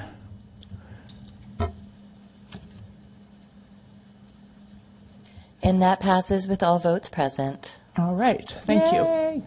And thank you very much. Welcome to Yountville. Yeah. Yeah. And thank you, Sam and town manager. Yeah. No gates. Okay. So we're going to move on to item 11C, which is Resolution 24-4295, which is a resolution which authorizes the town manager to execute an use agreement with Hoops, Lindsay Hoops, for, well, actually, I'm going to let the town manager describe it in more detail. Thank you. I was going to thank Donovan for his patience over the last few months, and particularly tonight. Lindsay, as you probably saw, was here, but had to go home for some family reasons. And she had that cute dog with her, so I'm not sure if that was the dog or her children. But nevertheless, she, similarly to Donovan, is, I think, a really good partner in sense of what we're trying to do. And I want Sam to kind of talk about what's been going on at the community center. But a number of people have asked me the question, like, why the snack shack, versus like the community center. And I will tell you, for a few reasons, I do feel that the snack shack will ultimately be much more successful, mainly because it'll be a daily operation. So, you'll see in the contract that we're requesting that it be open 6 days a week. And I think that, to me, creates a different type of approach. We talk about farmers markets a lot, weekly type things. They're different, than being able to go and reliably buy eggs or buy local produce, or, she does provisionals such as jams and, other things that you can, not have to like plan your week around. You can, as a sort of spontaneous, like, oh, I need that, I can go there. And I think I've seen a number of farm stands, and, I think people are most familiar up here, at least from people I talk to, with the little strawberry one over on Silverado Trail that seems, very popular. And there's similar farm stands that I've seen, not only where I grew up, but, I've kind of paid attention to these. And you go, truthfully, having just come back from Europe, it's sort of part of their culture, right, is to, have local produce available, like, almost it feels like at every corner. And so I do think like the opportunity to do something daily is critical. And then I think as we acquired the school site, it wasn't to me front and center, but I did see like, the plaque, the Thomas Keller, all the people that contributed to the snack shack. And so the fact that we purchased a commercial kitchen, in essence, so at least a licensed commercial kitchen, and there's work that needs to be done in there, I think that was a sort of a hidden gem in what we acquired. And so by working with someone who has staff that needs a commercial kitchen, it serves a win-win in terms of like, that's why you can have someone there, because they're going to be using the facility to create things, and then they're available for customers. So it isn't like, like the wellness center or another operation where, you need permanent staff at the front counter, and it's a different dynamic. So a different kind of idea, clearly, but I think to me, as this one is growing, I'm equally excited, and it's nice that they both have kind of this whole wellness theme to them, right? Because we all generally know good diet and exercise are the keys to all of our wellness, and I think that they're close by, and as we talk about how they can work together, I think that's the other thing. When you were starting to talk about retail, to me, like the Snack Shack and Lindsay's, clearly creative and has started to build relationships with the farm stand at the community center. So with that, I just wanted, since Lindsay's not here, for Sam to talk about the experience we've had to date, and then we can try to answer any questions. But we're excited about this. Thank you. Good evening. So as you know, we've been operating the farm stand at the community center. I think we're going into almost our 4th month. And that was really a brainchild of a conversation that I had with Lindsay and her previous staff member. And there's been a desire since I started here 14 years ago. Yeah, everybody would always talk about the farmers market that happened at Compadre's lawn and how do we bring that back? And I had tried, a couple different things over the years, and it's difficult to kind of get that traction going to have true commercial farmers come, because we just don't have the amount of purchasing going on that they're looking for. But the beauty of the partnership with Hoops is they have a nonprofit edge, which is Oasis, and that is their farming operation as well as the animal sanctuary. And so their main goal isn't to, make money and put food on the table with Oasis. It's really to support, local produce that then supports stuff like this, as well as their animals, and kind of, keep that circle contained. And so it was it's been a really exciting partnership. I think they've bridged the gap with other vendors. And so, one of them, Mercadito, that comes actually makes a lot of their jams and jellies in his commercial kitchen in Napa, will be a partner here. And so they come equipped with a lot of great connections in the community, and overall have just been really terrific partners, very positive, very thinking outside the box and excited. And I think, one of our concerns was in talking with the baseball group was that, they had a hard time running the snack shack during their own games because of lack of volunteers. And so those early conversations with Lindsay were like, this has to be part of the agreement, so that when there are baseball home games, that you're providing them with the services they're looking for. And she was so open and embracing of that. And then really just, it snowballed. I think these ideas around, encouraging partnerships with CIA and having students on site as, test chef kind of things, and creating a lot more programming behind it, as well as, like Brad mentioned, the regularity of it, I think will be long term a really great option for people in Yountville that want, something that's quick and easy to pick up, or those seasonal fresh fruits and vegetables. And I think their creativity is just knows no bounds. So it's been a really great partnership so far, and they're really, I think, in it for the long term. So, thank you. I have a question, but I'm guessing others do too. So maybe either of you want to ask first. I don't have so many questions because I was able to address them with Brad during our one-on-one earlier in the week. But I want to know about her logo and marketing, similar to what the Donovan Wellness Solutions is doing, and she's not here, so she can't say, will she have a Facebook page with the soup of the day, and how can we spread the word, since it's a little bit off the beaten track. But I am exceedingly thrilled with this. I love the out-of-the-box idea. I love that it's healthy. I love that it is sure to be somewhat affordable in Yountville. I mean, obviously there needs to be compensation for the items that they do sell there. But I think it's a great use of this space, and the fact that we did have that gym there with a commercial kitchen is amazing. So it's an asset, and I look forward to helping visitors as well as locals find it off the beaten path.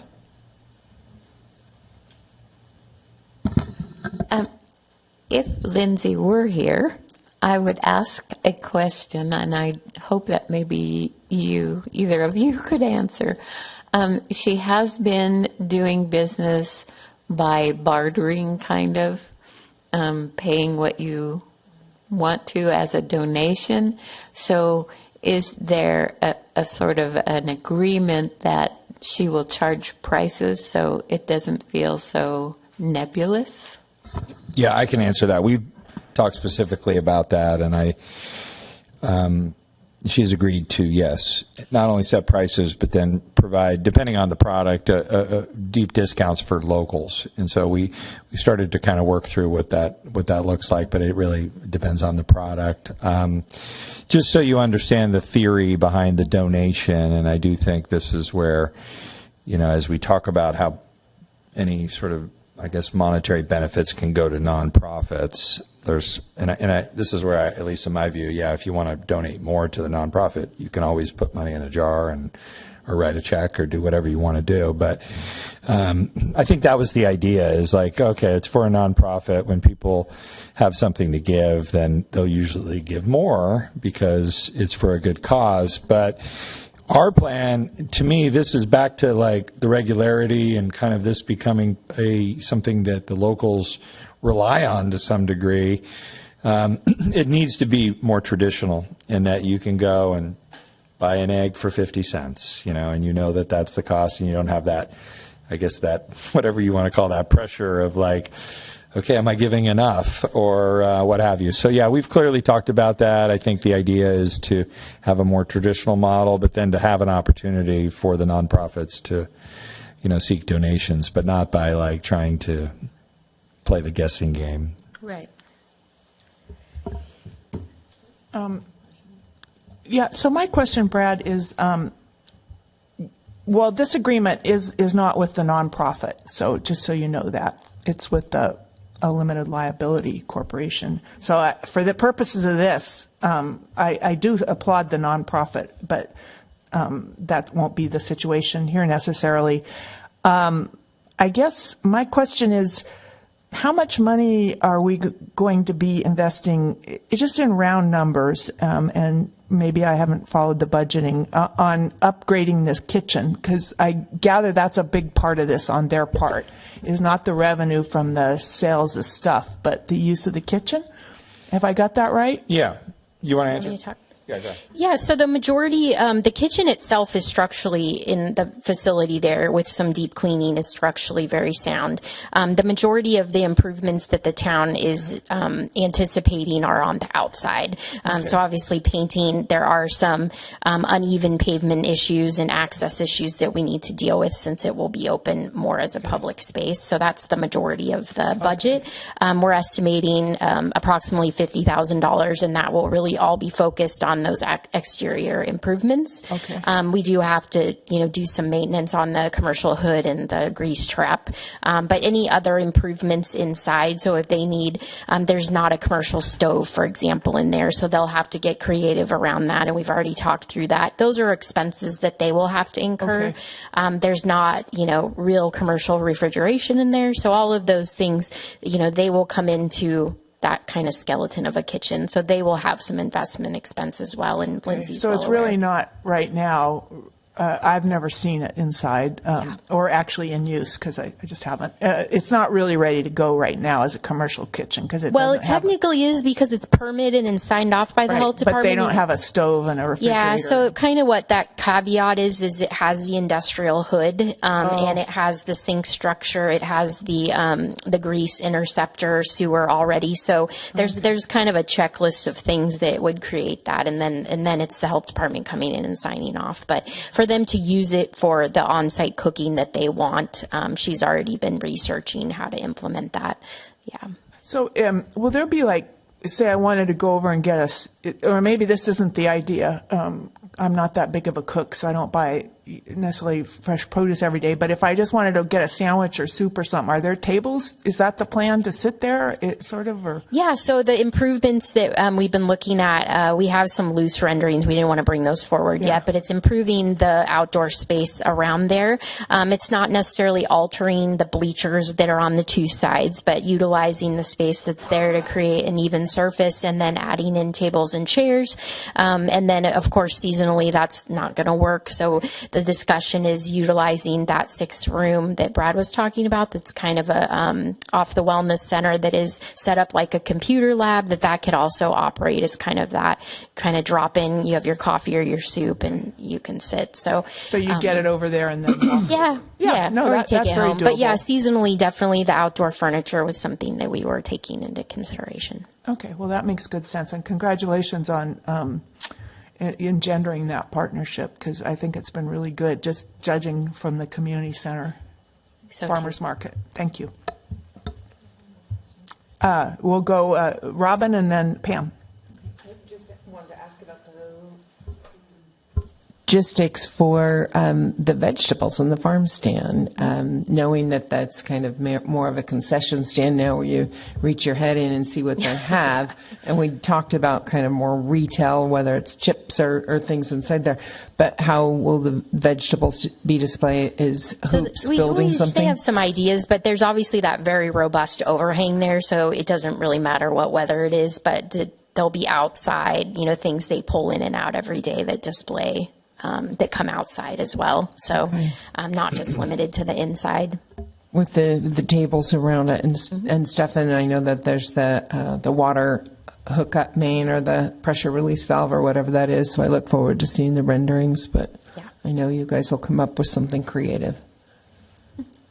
Yeah, I'll say, and I think you probably know, but prior to moving to the community center, I don't know for how long, but Hoops had a farm stand at their location, which was a daily thing sort of, and then I've noticed a few others like at Ragushi, and there's a few others that grow food, and then again back to Europe, like I was taking pictures. There's very creative ways, of course, to display food outside, but there's also creative ways to kind of store them up. So I think, although the space inside is kind of confined, we do see the exterior as really an opportunity to to create what I kind of view as a European farm stand, which was, and I think the funny thing I'll end with, because we were talking about sandwiches and soups and what have you, and I think as a lover of soups and knowing that fresh vegetables can easily be converted into delicious soups, I said, Lindsay, how do you feel about soups? And she said, my nickname is Lindsay Soups.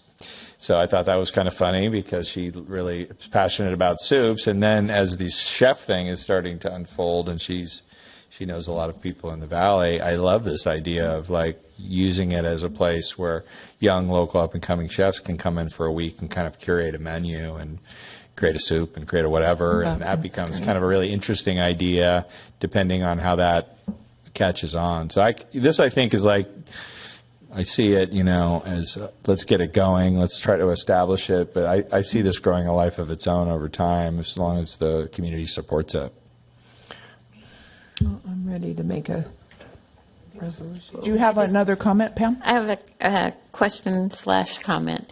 I discussed earlier with the town attorney and with Brad about delineating what improvements are existing in the snack shack. Is that necessary to tack on to this resolution, or because they're actually installed? I think when I discussed this when Gary was on vacation a little bit with Mackenzie, it's more of a walkthrough prior to them coming in. So we'll have a sheet similar to what you would do if you were renting an apartment, right? Where we put in what is existing and belongs to the town, and then what she would sign off on what the condition is, and we agree to that as part of the kind of move in. Is how I'd see it. All right, if someone did want to make a motion, I think we're ready now. Okay, then I move to adopt resolution number 24-4295, authorizing the town manager to execute a use agreement with Hoops Vineyard LLC for operation of a public farm stand and farm provisions cafe for public benefit. I'll second that. Now we'll vote. All in favor? Press your green button. And that passes with all those present. So now we will wait for the return of our mayor, who will proceed with the next item. Good job, Vice Mayor. Thank you. I'm going to talk about all soups and sandwiches. I'm hungry. Pay attention. Your turn will be here before you know it. You're the next vice mayor. I know. Everything. Sorry. All right. Lunch pills out there in the hall.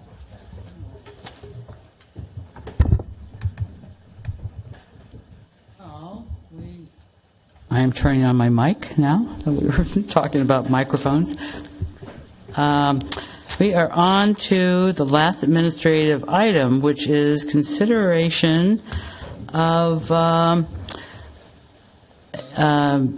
approval of a bronze statue of George Yount, who we have a gentleman who would like to donate this to the town, and then we will also consider authorizing the town manager to then execute a memorandum of understanding with the person who would like to donate this. So with that, Brad, would you like to start us off? Sure. I think I'll say a few things and then have Sam kind of fill in any gaps. But, when this opportunity at least presented itself, which was in the last few months, I kind of asked both Gary and Sam, like, how do we deal with this in terms of a donation? And there is a policy where the council has to accept a donation, which we're following. And this is typically done through the form of public art. So we've, in many cases, accepted art donations. So we treated it as such. I think the other thing that we talked about through budgeting was the opportunity to take advantage of the 60th anniversary of the town, which will be on February 4th, as I recall. And so we allocated $50,000 in the budget to celebrate our 60th anniversary. And, as part of that, we discussed kind of creating these ad hocs, which, were in the discussion, we're talked about how do we celebrate our history. And I believe the mayor and Councilmember Knight were going to talk about history of, when the 50th occurred. I've seen a lot of the work that was done in terms of memorializing the history of the town. So what do we do for the 60th? And then the other part of that was how do we create an event, for the day or for the week of where we can do these things. And that's where I think the mayor and Councilmember McKee were going to work together. Now, I will say since that time, we haven't really gotten too deep into that, and I do think it's something that's important. And I do think the other piece of this puzzle to me has been what are we going to do with what I refer to as the front yard, but the front of Town Hall. And we had started a process prior to me actually getting here. We were sort of midstream when we acquired the school of adjusting the landscape plan. And I will say as we started to work on that, and we have a plan, and you saw kind of a portion of that in the site plan in terms of how we want to make it more inviting. But I think the other thing that changed was because of the book or the piece of art that's in the front there currently in the location that's identified, we've decided it would be best to move that over to what we're calling the memory wall, which is what we're going to retain where the kids have over time put their handprints. So we kind of have a little bit of a shuffling going on where the book's going to go over into that area where the memory wall is. We'll have now an open pad in front of Town Hall. I think we have to either relocate the, what do we call it? The slingshot. Yeah, I call it what do I call it? The whirly-do or something. Any event, the piece of modern art that's in our front yard. And Sam and I have been talking about that a little bit because that's going to become a sidewalk that will lead you into Town Hall. So that will need to have a new home. So I think as we were talking about these things, the idea of the statue, emerged. And so that's where, and I wanted to have some visuals. So we made some assumptions, at least on the site plan, and then there was a little sketch that was done. But I think what's before you today is this question of, are we accepting this donation? And part of that is, do we want to move forward with this idea? And I think that's what we'd like to hear from you on. And, clearly we have work to do, but I will tell you, February 4th is 6 months away. I do know that this donor has at least talked to an artist in Colorado in order to make the February deadline. This can't be I don't know how long the conversation is. I know a lead time of founding, or how do you say that? Founding? Sculpture? Foundry, is that the foundering? Any event, that's something you should be mindful of that, I don't think this is something we have a bunch, if we I think we have to kind of make a quick decision so that we can hopefully do something as part of the 60th, if that's the desire of the council. But that would be my background, and I don't know in terms of our history of accepting donations, if there's anything you'd like to add, Sam? No, I mean, it's not unheard of. Obviously, Chaos Pamplona was probably the most significant donation that the town received, that sculpture, obviously, next to Town Hall. But the slingshot sculpture out front was a donation from the artist, so it's not unheard of. The chef is another one that was a donation from the artist. So it is things that come up. This is a little unique in that it really, in my view, was looked at more of a historical element similar to the millstones. And so as far as the Arts Commission, reviewing it for artistic merit or something like that just didn't quite seem appropriate before the council, makes a decision. And but that, again, is open for your feedback as well. They would be involved in, if we were to move Slingshot and where that would go and all of those things. But my approach was more of this, it would be more of a historic element than it would be a sculpture for the Arts Commission. So happy to fill in any other gaps. Right. Thank you very much. Councilmember Reeves, questions? I do have some questions.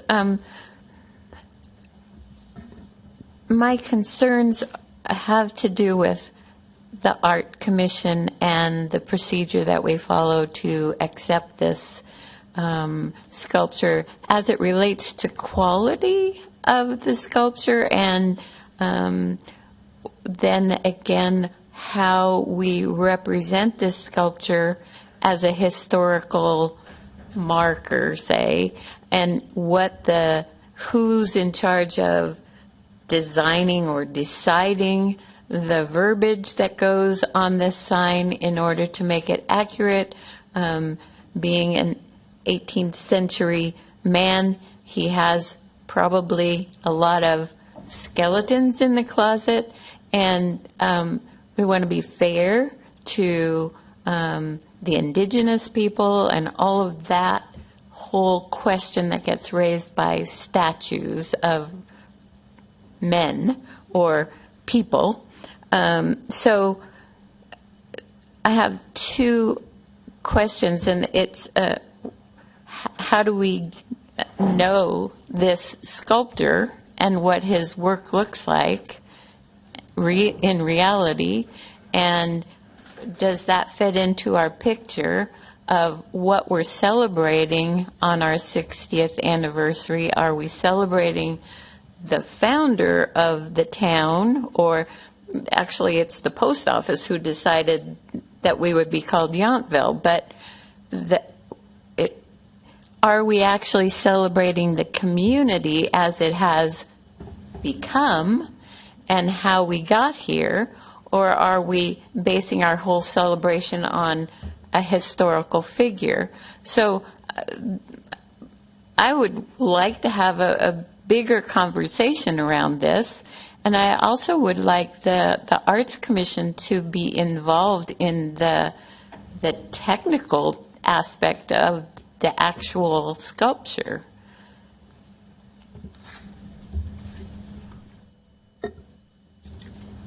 Vice Mayor Tripp.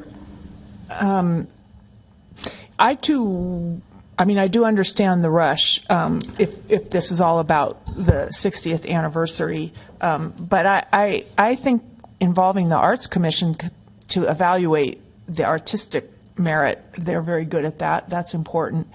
And I just feel like I need a little bit, there's kind of in my mind a difference between commemorating one of the people who made Yountville come to be and elevating that person. And when you put the person in the front of Town Hall, you're really elevating that person to say this is a leader, this is someone who stands for something.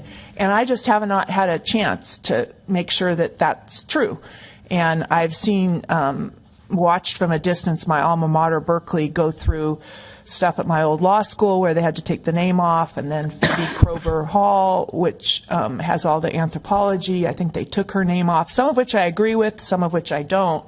But I do, if we're going to elevate someone and put them in the front of Town Hall, I would want to be sure that's somebody we really want to elevate. And this kind of also gets to what Pam is saying. That position to me should be something that really represents the community. So I just need some more time, I guess, is the long and the short of it. And I also think involving the Arts Commission is important because we do have a real aesthetic thing going on here in Yountville, and the things that we have put up are really quality art, and I just don't know enough about it at this point. So that's my feeling. Councilmember McKee Cant. Well, I understand the reasoning for this to come before the council first, before involving the Arts Commission. This is a kind of a one-off opportunity, and I also understand the time constraints, but I look at what, for example, Jean-Charles Boisset has done with his wineries, and like with the Depot in Calistoga. He has used embracing history as the lead in the branding of whether it was Raymond or going back even further, Buena Vista, and telling that story. And so for a winery to make that a destination, I think he's been very successful with it.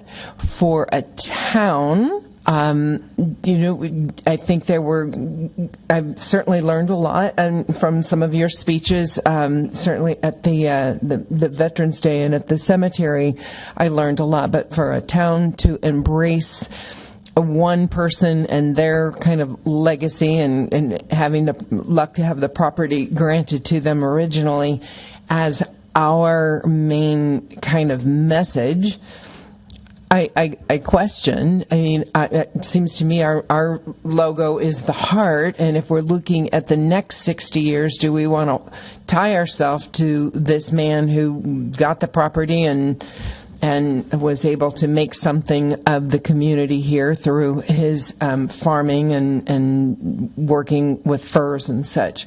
But going forward, do we want to look at how we can set Yountville up with its own legacy of what makes us unique within the Napa Valley? And is it this man, or is it our community and what we all feel collectively?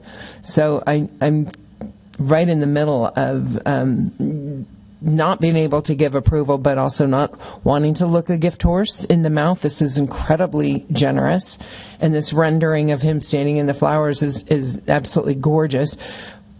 But is it really Yountville?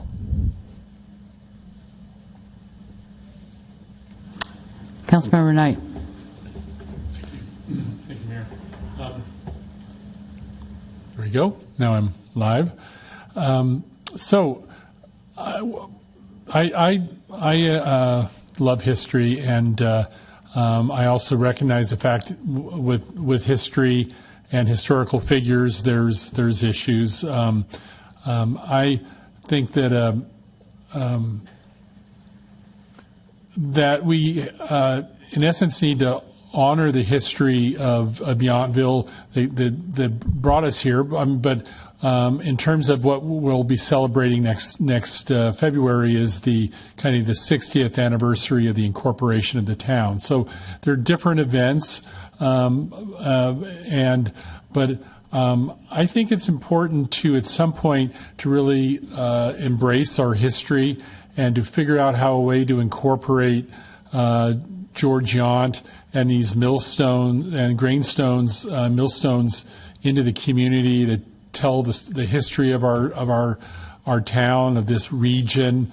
I think it's kind of exciting. It's at some point to maybe have a recognition of Yount and the millstones on Yount Street, maybe as a few people have mentioned, because a walk up Yount and then to Yount Mill Road eventually leads you to where the grain mill was. And so I would like to see us to honor the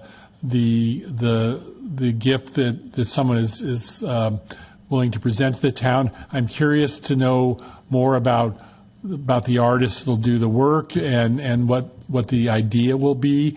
And also, we have a sketch in our staff report of maybe how a sculpture and the grain mill stones will be on the property, but I think there could be some advantage of maybe moving forward with getting having the sculpture done, but including the Arts Commission to talk about how we design this place in front of Town Hall to honor the history that brought us here.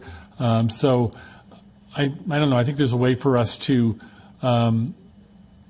It seems to me there's a way for us to accept the donation, but also to encourage and include the Arts Commission to figure out as this sculpture is being made, to create ideas of how we really create an exciting kind of historical element in front of Town Hall, and also find ways to tell the story of the history of the community. The mayor and I have talked about, it's important whatever we do to talk about the history of the town, to talk about the native population, and to just, to do what we can to just make it exciting for people to come here to learn about Yountville, to learn about the Veterans Home, to learn about one of the founding members of the community. So I'd like to see us find a way to maybe move forward with the sculpture, but also to include the Arts Commission to get their ideas how to best set up this site in front of Town Hall eventually. So. All right, thank you. So, Councilmember Reeves, and I'll go. You'd like to talk again? I just wanted to say that I'm very much in favor of the idea of having historical pieces in front of the town hall. It is a great idea. I'm not so sure that pad out in the front right by the sidewalk is the best place for Mr. Yount. But that said, I'm also not married to the idea that this has to be part of the celebration. Does it? I mean, if we took an extra month to try to decide what that looks like and to include the Arts Commission, we have a whole month of February, and maybe it comes in March or April and you have another event around it, because it's the year of 60, right? It's not just a month-long celebration. It's really a whole year of this is Yountville, right? So I think we could take more time with this decision and make sure it's what we really want. And also to know what the heck the sculpture is going to look like. Who is going to be depicted? The mountain man with the trapping clothes on, or the agriculturalist, or the hospitality manager? Who are we wanting to present as the symbol of town? So I think it requires more discussion, more sort of evaluation. And how do we describe him? Well, I'll address a couple things, just because I'm very, very passionate about Yountville history. I doubt if there's much written about George, whether it was a true source document or somebody, saying that this happened or not. I've read it all. I've got enormous collection of books that have even, just sometimes there's just 2 or 3 sentences in there about him. So I have read it all and reread them many, many times. So to your first comment about Yountville, I've actually seen the original map. I've traveled to the Huntington Library in Pasadena many times, just looking at Yountville. I started all this when I wrote the plaque that's outside of where the millstones were. All I knew was those were the millstones. So how do you tell a story about them when you don't know anything? Well, you do a lot of work and a lot of history, and I just very passionate about it, so it was a lot of fun. So I've been to the Huntington Museum down in Pasadena many times, the Bancroft Museum in Berkeley many times. Sacramento has a lot of stuff, and there's actually a map of Yountville, right? I think it's dated about around 1840 or something. It's an original map. It says Yountville on it, way before there was a post office. And so that obviously is what George called his Rancho Camus land grant based on this map. So post offices came later. There's actually 2 of them in town, but don't get me started because I'm going to try to keep this short. Otherwise, I'll just keep going on and on. So the name of the artist is put in here, Don Bundy. He has a website. He's done a lot of other bronze statues of historical figures. There's a famous one that is in Nevada where one of the pioneers up there is on snowshoes. So you can really see the quality of his work. So that's one way to kind of look that up. And I think the idea is that it would look like George. George was about, 6 feet tall. He had blonde hair. He had piercing blue eyes. And whether he was an agriculturist or, his agriculture or a frontiersman or whatever, back then you wore buckskins because there wasn't clothes that you really had. So they would, use the buckskins, and that was kind of the standard, the dress that all the pioneers wore. So very likely he would be dressed in the period of the time. So I think another bit of a complication is that to really see what the bronze statue looks like, the donor is going to have to spend, quite a bit of money to actually get that. And then once he spent this amount of money and somebody didn't like it or wanted it reworked, is a donor really going to, spend even more money to do it? So that's really the balance I think we're really kind of talking about is, to really see something, somebody has to spend at least $80,000, and then it's like, no, I don't really like this. And so I think it's going to be really challenging, or, really having, a statue designed by an art committee and then ask a donor, here, go make this. I don't think it's just not practical, I don't think, for this situation.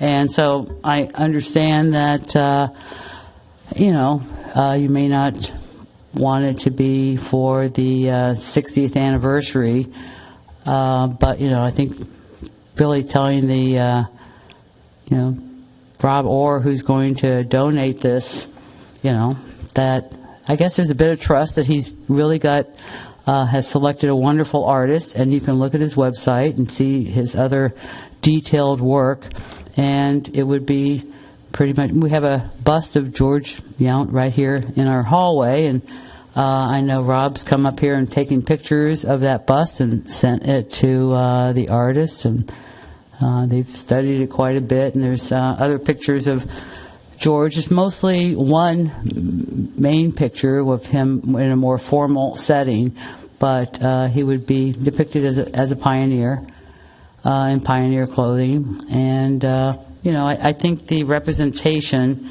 of what it would be is, I think it's a very interesting picture that's kind of been put in here. I mean, that's really the concept of what you would be getting. So whether it's just probably not going to be practical to actually see what you're going to get and then say, oh, well, take it or not take it. So that's just kind of the challenge that we're facing here. So, but we are Yountville. We all love Yountville. This is George Yount.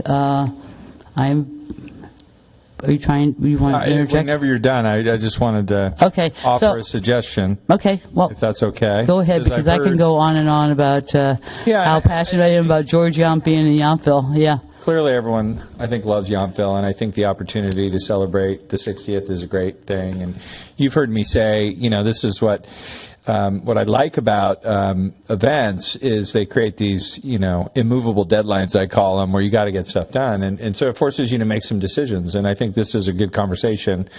The thought that I have, and I was conferring with Sam a little bit, is that your Public Art Commission has ad hocs, and they have an ad hoc that is responsible for the Art Walk.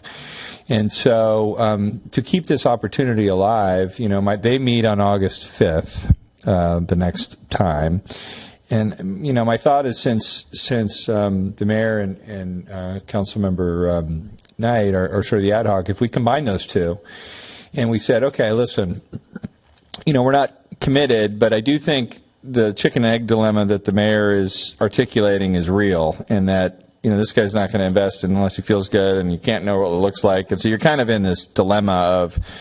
It's hard to decide until you know what it is. That's why we tried to put the sketch in to at least give you some visual, but truthfully, that was hard to do.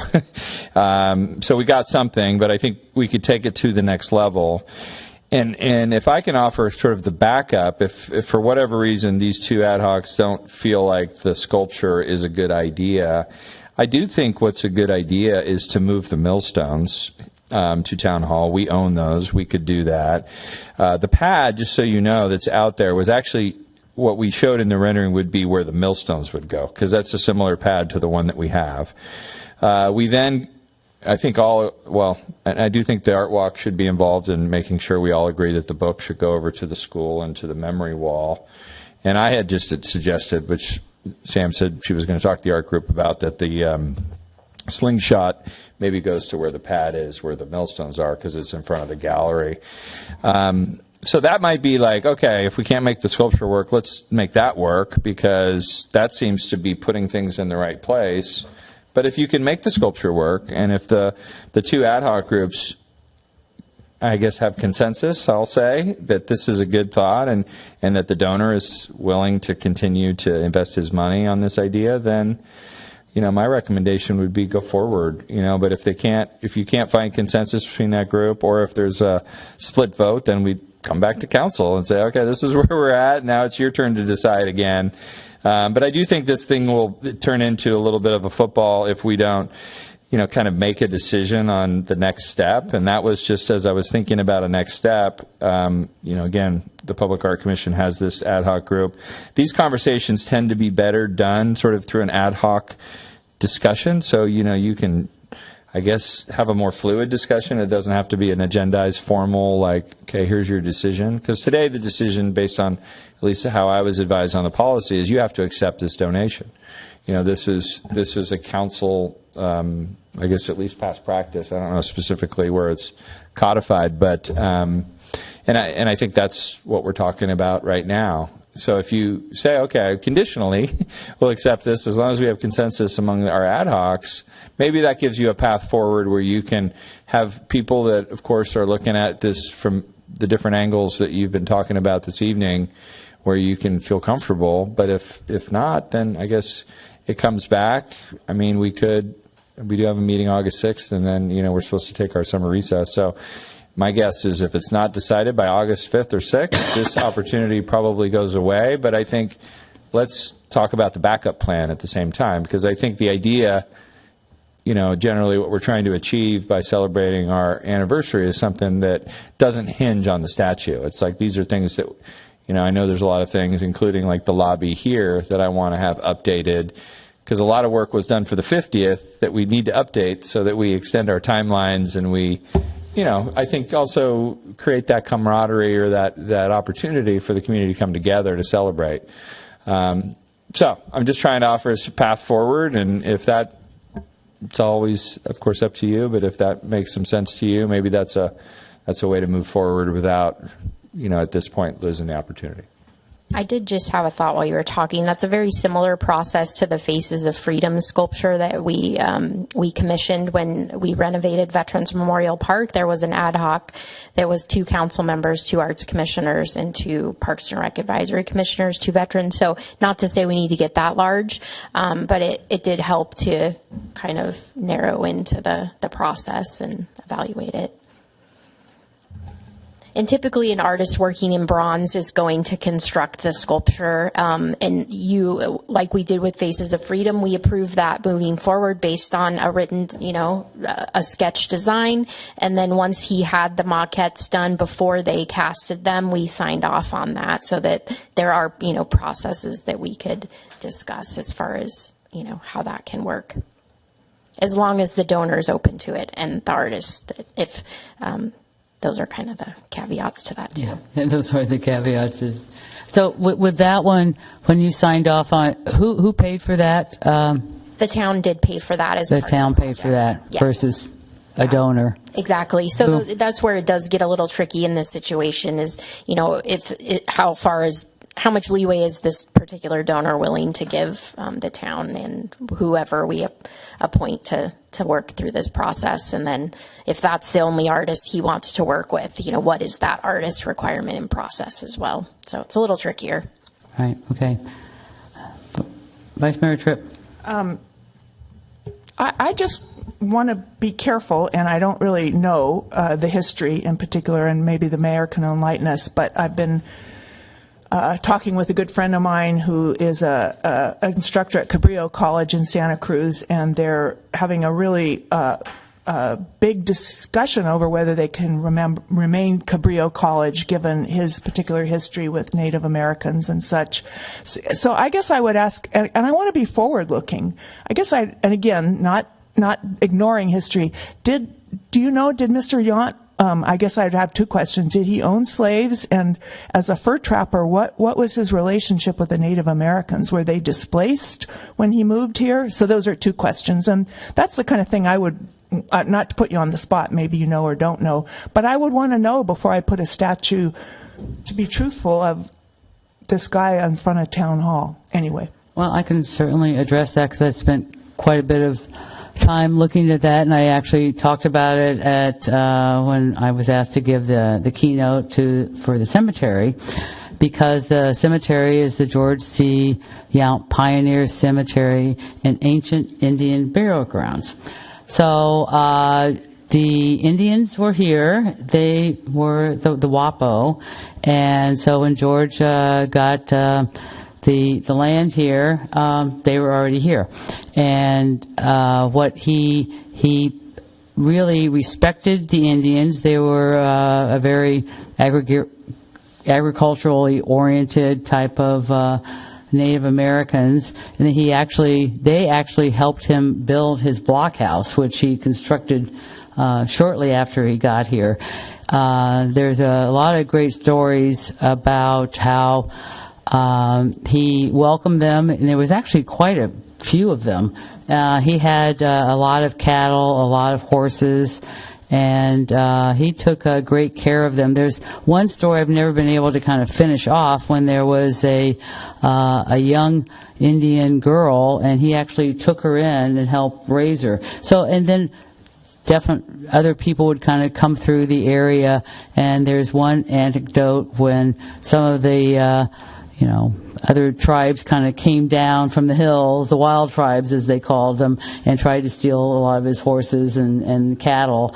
And so he had another French trapper who was stopping by and visiting, so he closed the door on the inside and, locked the Indians out, and George, yelled at them and, threw them out and said, "You leave, because my Indians are coming in."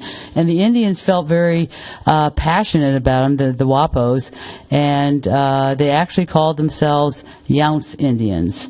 And when he died, one of the old chiefs actually rode his horse named Hunter to his burial grounds. And we've got lots of stories about, many descendants and generations after the original Native Americans that lived and worked here with George. They told the stories about what a wonderful guy he was. So he didn't displace them, basically. Oh, no, not at all. They kept their land, and he had a lot of respect for both their culture and their religious beliefs. That's why he decided to actually create the Pioneer Cemetery right on the edge of where the Indian burial grounds were, and that's why we honor them today after 175 years. It's all one original cemetery that George kind of laid out. So everything, and there's this great book, and it's called The Kindly Host of Rancho Camus, and that everything I've really read about George, he was quite a wonderful guy that everybody really respected and honored, and that's why when he kind of set out Yountville, at least on the map, and it only went to Madison Street and north, and then all the hills, the east and the west, all the way up to St. Helena. But then the other town, Sebastopol, grew up, and so then when George died, they actually renamed Sebastopol Yountville, after George. So he had a quite remarkable reputation, and I think every time Did he own slaves? Do you know? No, he had no slaves. No, he came out here. Just another quick story, because I can't help myself. He had made some money in Missouri, and he had a wife, and then he was going out to trap seals, because somebody said there was a lot of money in seal skins at the time. So he left all of his money with a good friend, and then a few years later, he found out that the good friend stole all of his money, and so he had to kind of keep hunting and trapping to kind of make money back. And anyway, that's kind of no, he never brought really slaves after. elevating. Okay. Yeah, and so the first wagon train, the child's wagon train, brought his two, no, not the wife, the two daughters out, because the wife thought he had just disappeared and she got remarried. So anyway, that's the story. Thank you. But no slaves, Yeah, no. No, that's good. Yeah. That's good. Good to know. So I think Brad has a suggestion, and what do you think about that, Eric? Well, suggestion first. He already said it. Okay. So I appreciate this discussion. I think we're making an investment in history in this, and we're in a council meeting, so we need to take the time to talk about this. So I appreciate everyone's comments and all what's been said. I just think there's a way for us to probably move forward. I would assume most, as maybe Samantha has mentioned, that Director Holland, that this artist is probably going to make up some more of a mock-up. I mean, I don't know if they typically make a smaller bronze statue to form and develop the idea before they make a 6-foot tall. That may occur, but I think there's benefit for the Arts Commission to be involved. But I don't think there's necessarily a link that this has to be done before February of next year. But I think we should move forward with this donation. I don't know if Mr. Orr is wedded to this bronze sculpture being in front of Town Hall or not. I mean, we may come up with just involving the Arts Commission of finding another place or doing something with the stones and a sculpture. I just think it's maybe an opportunity we shouldn't let go and let pass, that we should spend some time figuring out where that in front of Town Hall is the best place, include the Arts Commission, but have the artists maybe move forward with something. I really love the volunteer firefighter that we have in Vanderleer Park, and I think those type of sculptures are valuable for the community. And I personally think at some point, someplace in the community, it would be of value to accept and have this sculpture, this bronze sculpture. But I would also approve and will want to have the Arts Commission involved in just kind of a discussion about how we best wed the sculpture and the grain stones and the best location for it. So that would be what they would do. They wouldn't, because I'm not sure. I don't know. Designing a sculpture by committee is going to work, quite frankly. No, I think at some point, I think at some point the Arts Commission or maybe we would see something that the artist would do. I mean, I know we talked about our project and about, and this arts, the residential development project, but with an artist too, I expect that the artist will have some respect for history and that will design something. I think of Lee Hart and the fact that when he ever dressed up for Yountville days, he was always in a buckskin. He must have gotten that idea from someone that was characteristic of what George Yount wore. So I'm not necessarily, if this sculpture was of George Yount in buckskin, it would be historical and probably a true depiction of how he lived. So I think we should move forward, but we should include, as we found with Oak and Vine, that if we include more and discuss more, projects improve. And so let's do that and see what the artist is going to present to us and honor the gift that Mr. Orr is willing to invest a lot of money to present the town as well. So. That's right. Councilmember McKee Kent. I, now knowing that we all do want to go in this direction of the history, I'm supportive. I would like to ask for parameters of not having him carrying a shotgun or a tomahawk or a crucifix, Christian cross or anything, because I do think about the gravestone out there in the Indian burial ground that has the Apache that was redeemed. I think we just have to give some parameters and appeal to all in his welcomeness. And I think that this picture, from what I understand, really does that exactly. It's there'll be no gun, there'll be no extra any extra stuff costs a lot more money, and it's really difficult to actually put in it. So it would be, that was just my 2 cents. Definitely like supportive. I think this, man standing with a hat, and kind of buckskins, in front. Looking over his. I think the difference would be he would have a George face instead of this. It seems to me he's really, whoever drew that is kind of, if that's something from the artist or Mr. Orr, I don't know. I think what we're looking for is something that respects and honors George Yount as an agriculturalist and for what he did here in terms of the valley. So you're really kind of talking about the setting. Right. Yeah. And the fact that I really like the idea that we're, the grain mill and all that was something that I think we've talked about existed in the valley before the old Bale Mill and all that. It's the oldest one. There's a lot of history that is really centered around Yountville. So, and it's a big part of the valley's history. Mm-hmm. So that would really be the charge of the ad hoc, is really more of the setting and I think so. And kind of where it would go in town.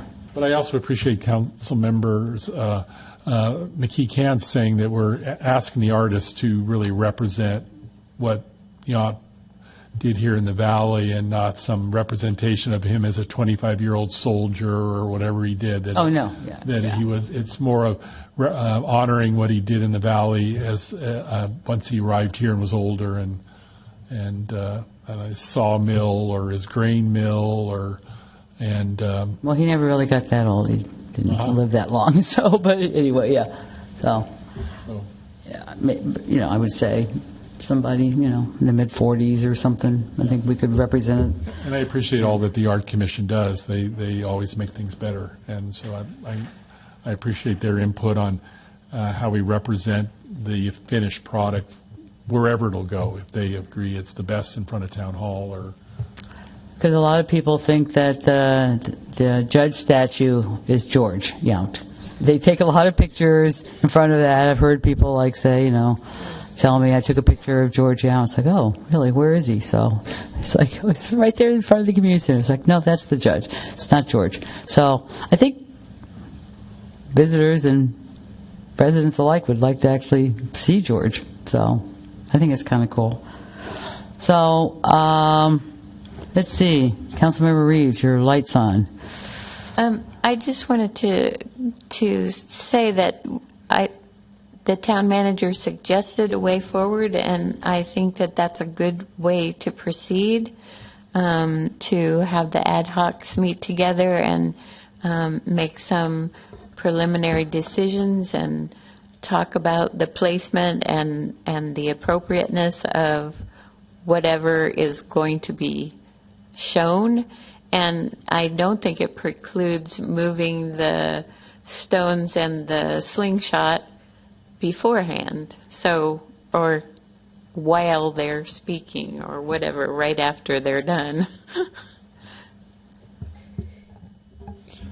Yeah, that's right. I mean, we own all of those other things, and I think we have the authority to do that. I clearly would want the Public Arts Commission, and I think this is where the ad hoc of, both the event side and the history side can collaborate.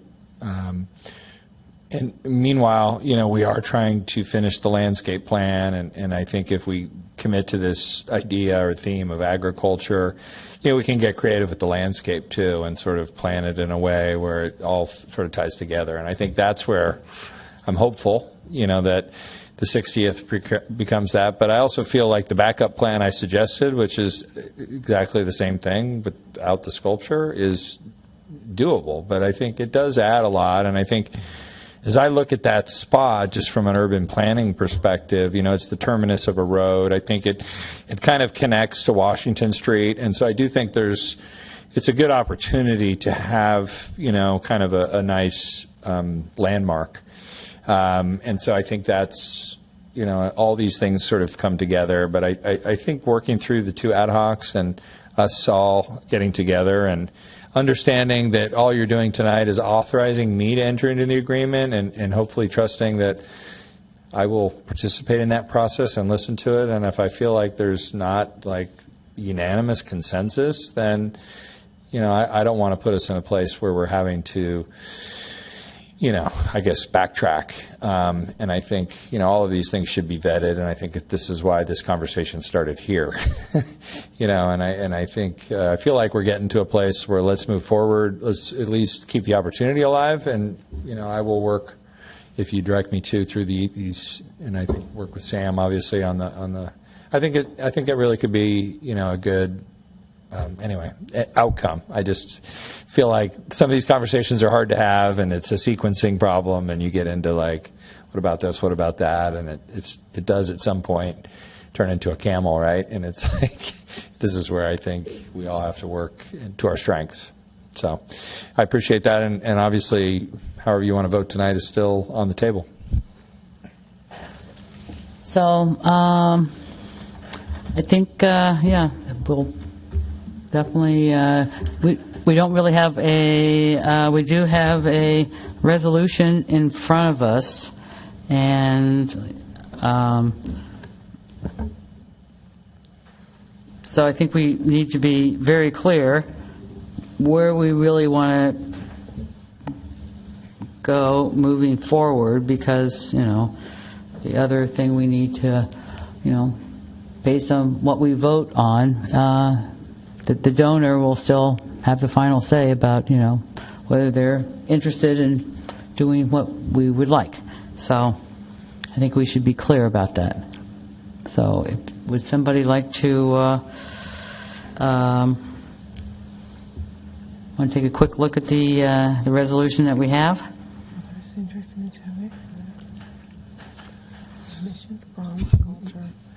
Mayor, memorandum. So we have this resolution that basically says we're directing the town manager to execute a memorandum of understanding with Mr. Orr and with the donation of a bronze sculpture. I don't know if there's just to move this forward. Maybe we would just A, B, and D seem pretty standard. What we're asking the town manager to do. Maybe C is an amended language recital that says the town desires to accept the donation, remove placing the sculpture permanently in front of Town Hall, remove that line, but just say the town desires to accept the donation, ensure the sculpture against damage and theft, and maintain the sculpture to the artist's specifications into perpetuity. I'm comfortable with that. if I don't know if what other council members think about just removing the location for now, but accepting and getting this process moving forward, as the town manager has suggested. Working with this Arts Commission and just beginning the process to move something forward. So the next, so when could we meet with the, do we need to form an ad hoc here? Well, we couldn't really form it tonight. It has to come back on the 6th. Done that to, on an informal level. I don't think it needs to be more formal than what we already talked about. And I do think that the Art Commission already has one. Yeah, they already have this would be the art wall. So that would be something that, just in terms of making sure before you go through and sign and prepare a memorandum of understanding. Okay, yeah, we could just have a meeting, and then if we determine we need to come back with any action on August 5th and 6th, then we'd have to make that determination. Because that would be part of it with the artist, with the donor making. He might have, if they come up with we want him back over in this weird corner someplace, he might not be interested in that. So we have to pull a lot of pieces together.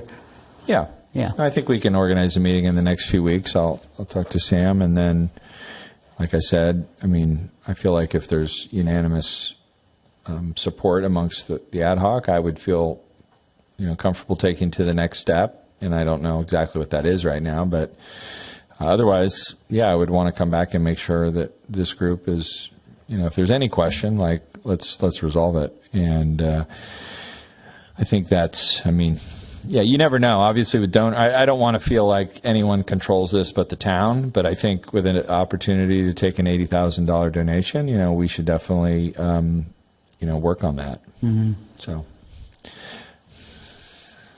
is there any value in terms of just making a slight amendment to the recital or not? Or no, I think I'm not sure if that makes sense. That's certainly within our power. Correct, Gary? Yeah. Yep. I think that moves the process forward, respects the donation, respects the fact that we all have,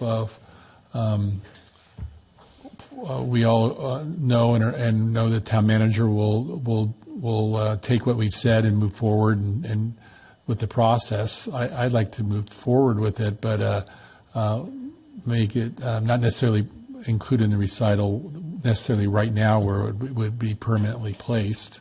So in the first one, we could just commission and include their input into it. So maybe under A, we could just say for placement in Yountville instead of front of Yountville Town Hall. I'm sorry, I saw that at the end. The permanent place in front of Town Hall. Yeah, in Yountville. So A and C would be amended. It could be town desires to accept a donation to place the sculpture in Yountville too for C.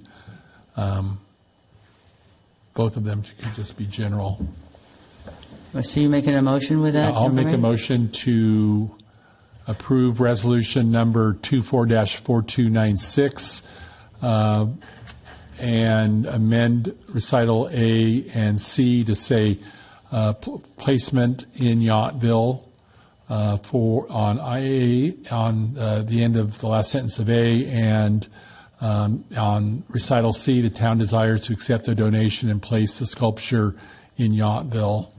If we need to say that, maybe we don't. In C, we can just say desires to accept the donation, ensure the sculpture against damage and theft, and maintain the sculpture to the artist's specifications into perpetuity.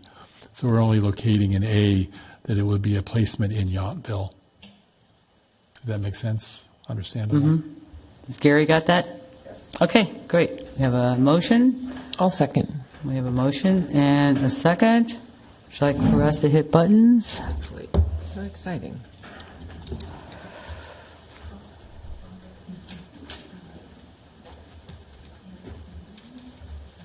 I just wanted to clarify that you would receive my vote as an abstain. It looks like a no on my red, but I pushed abstain.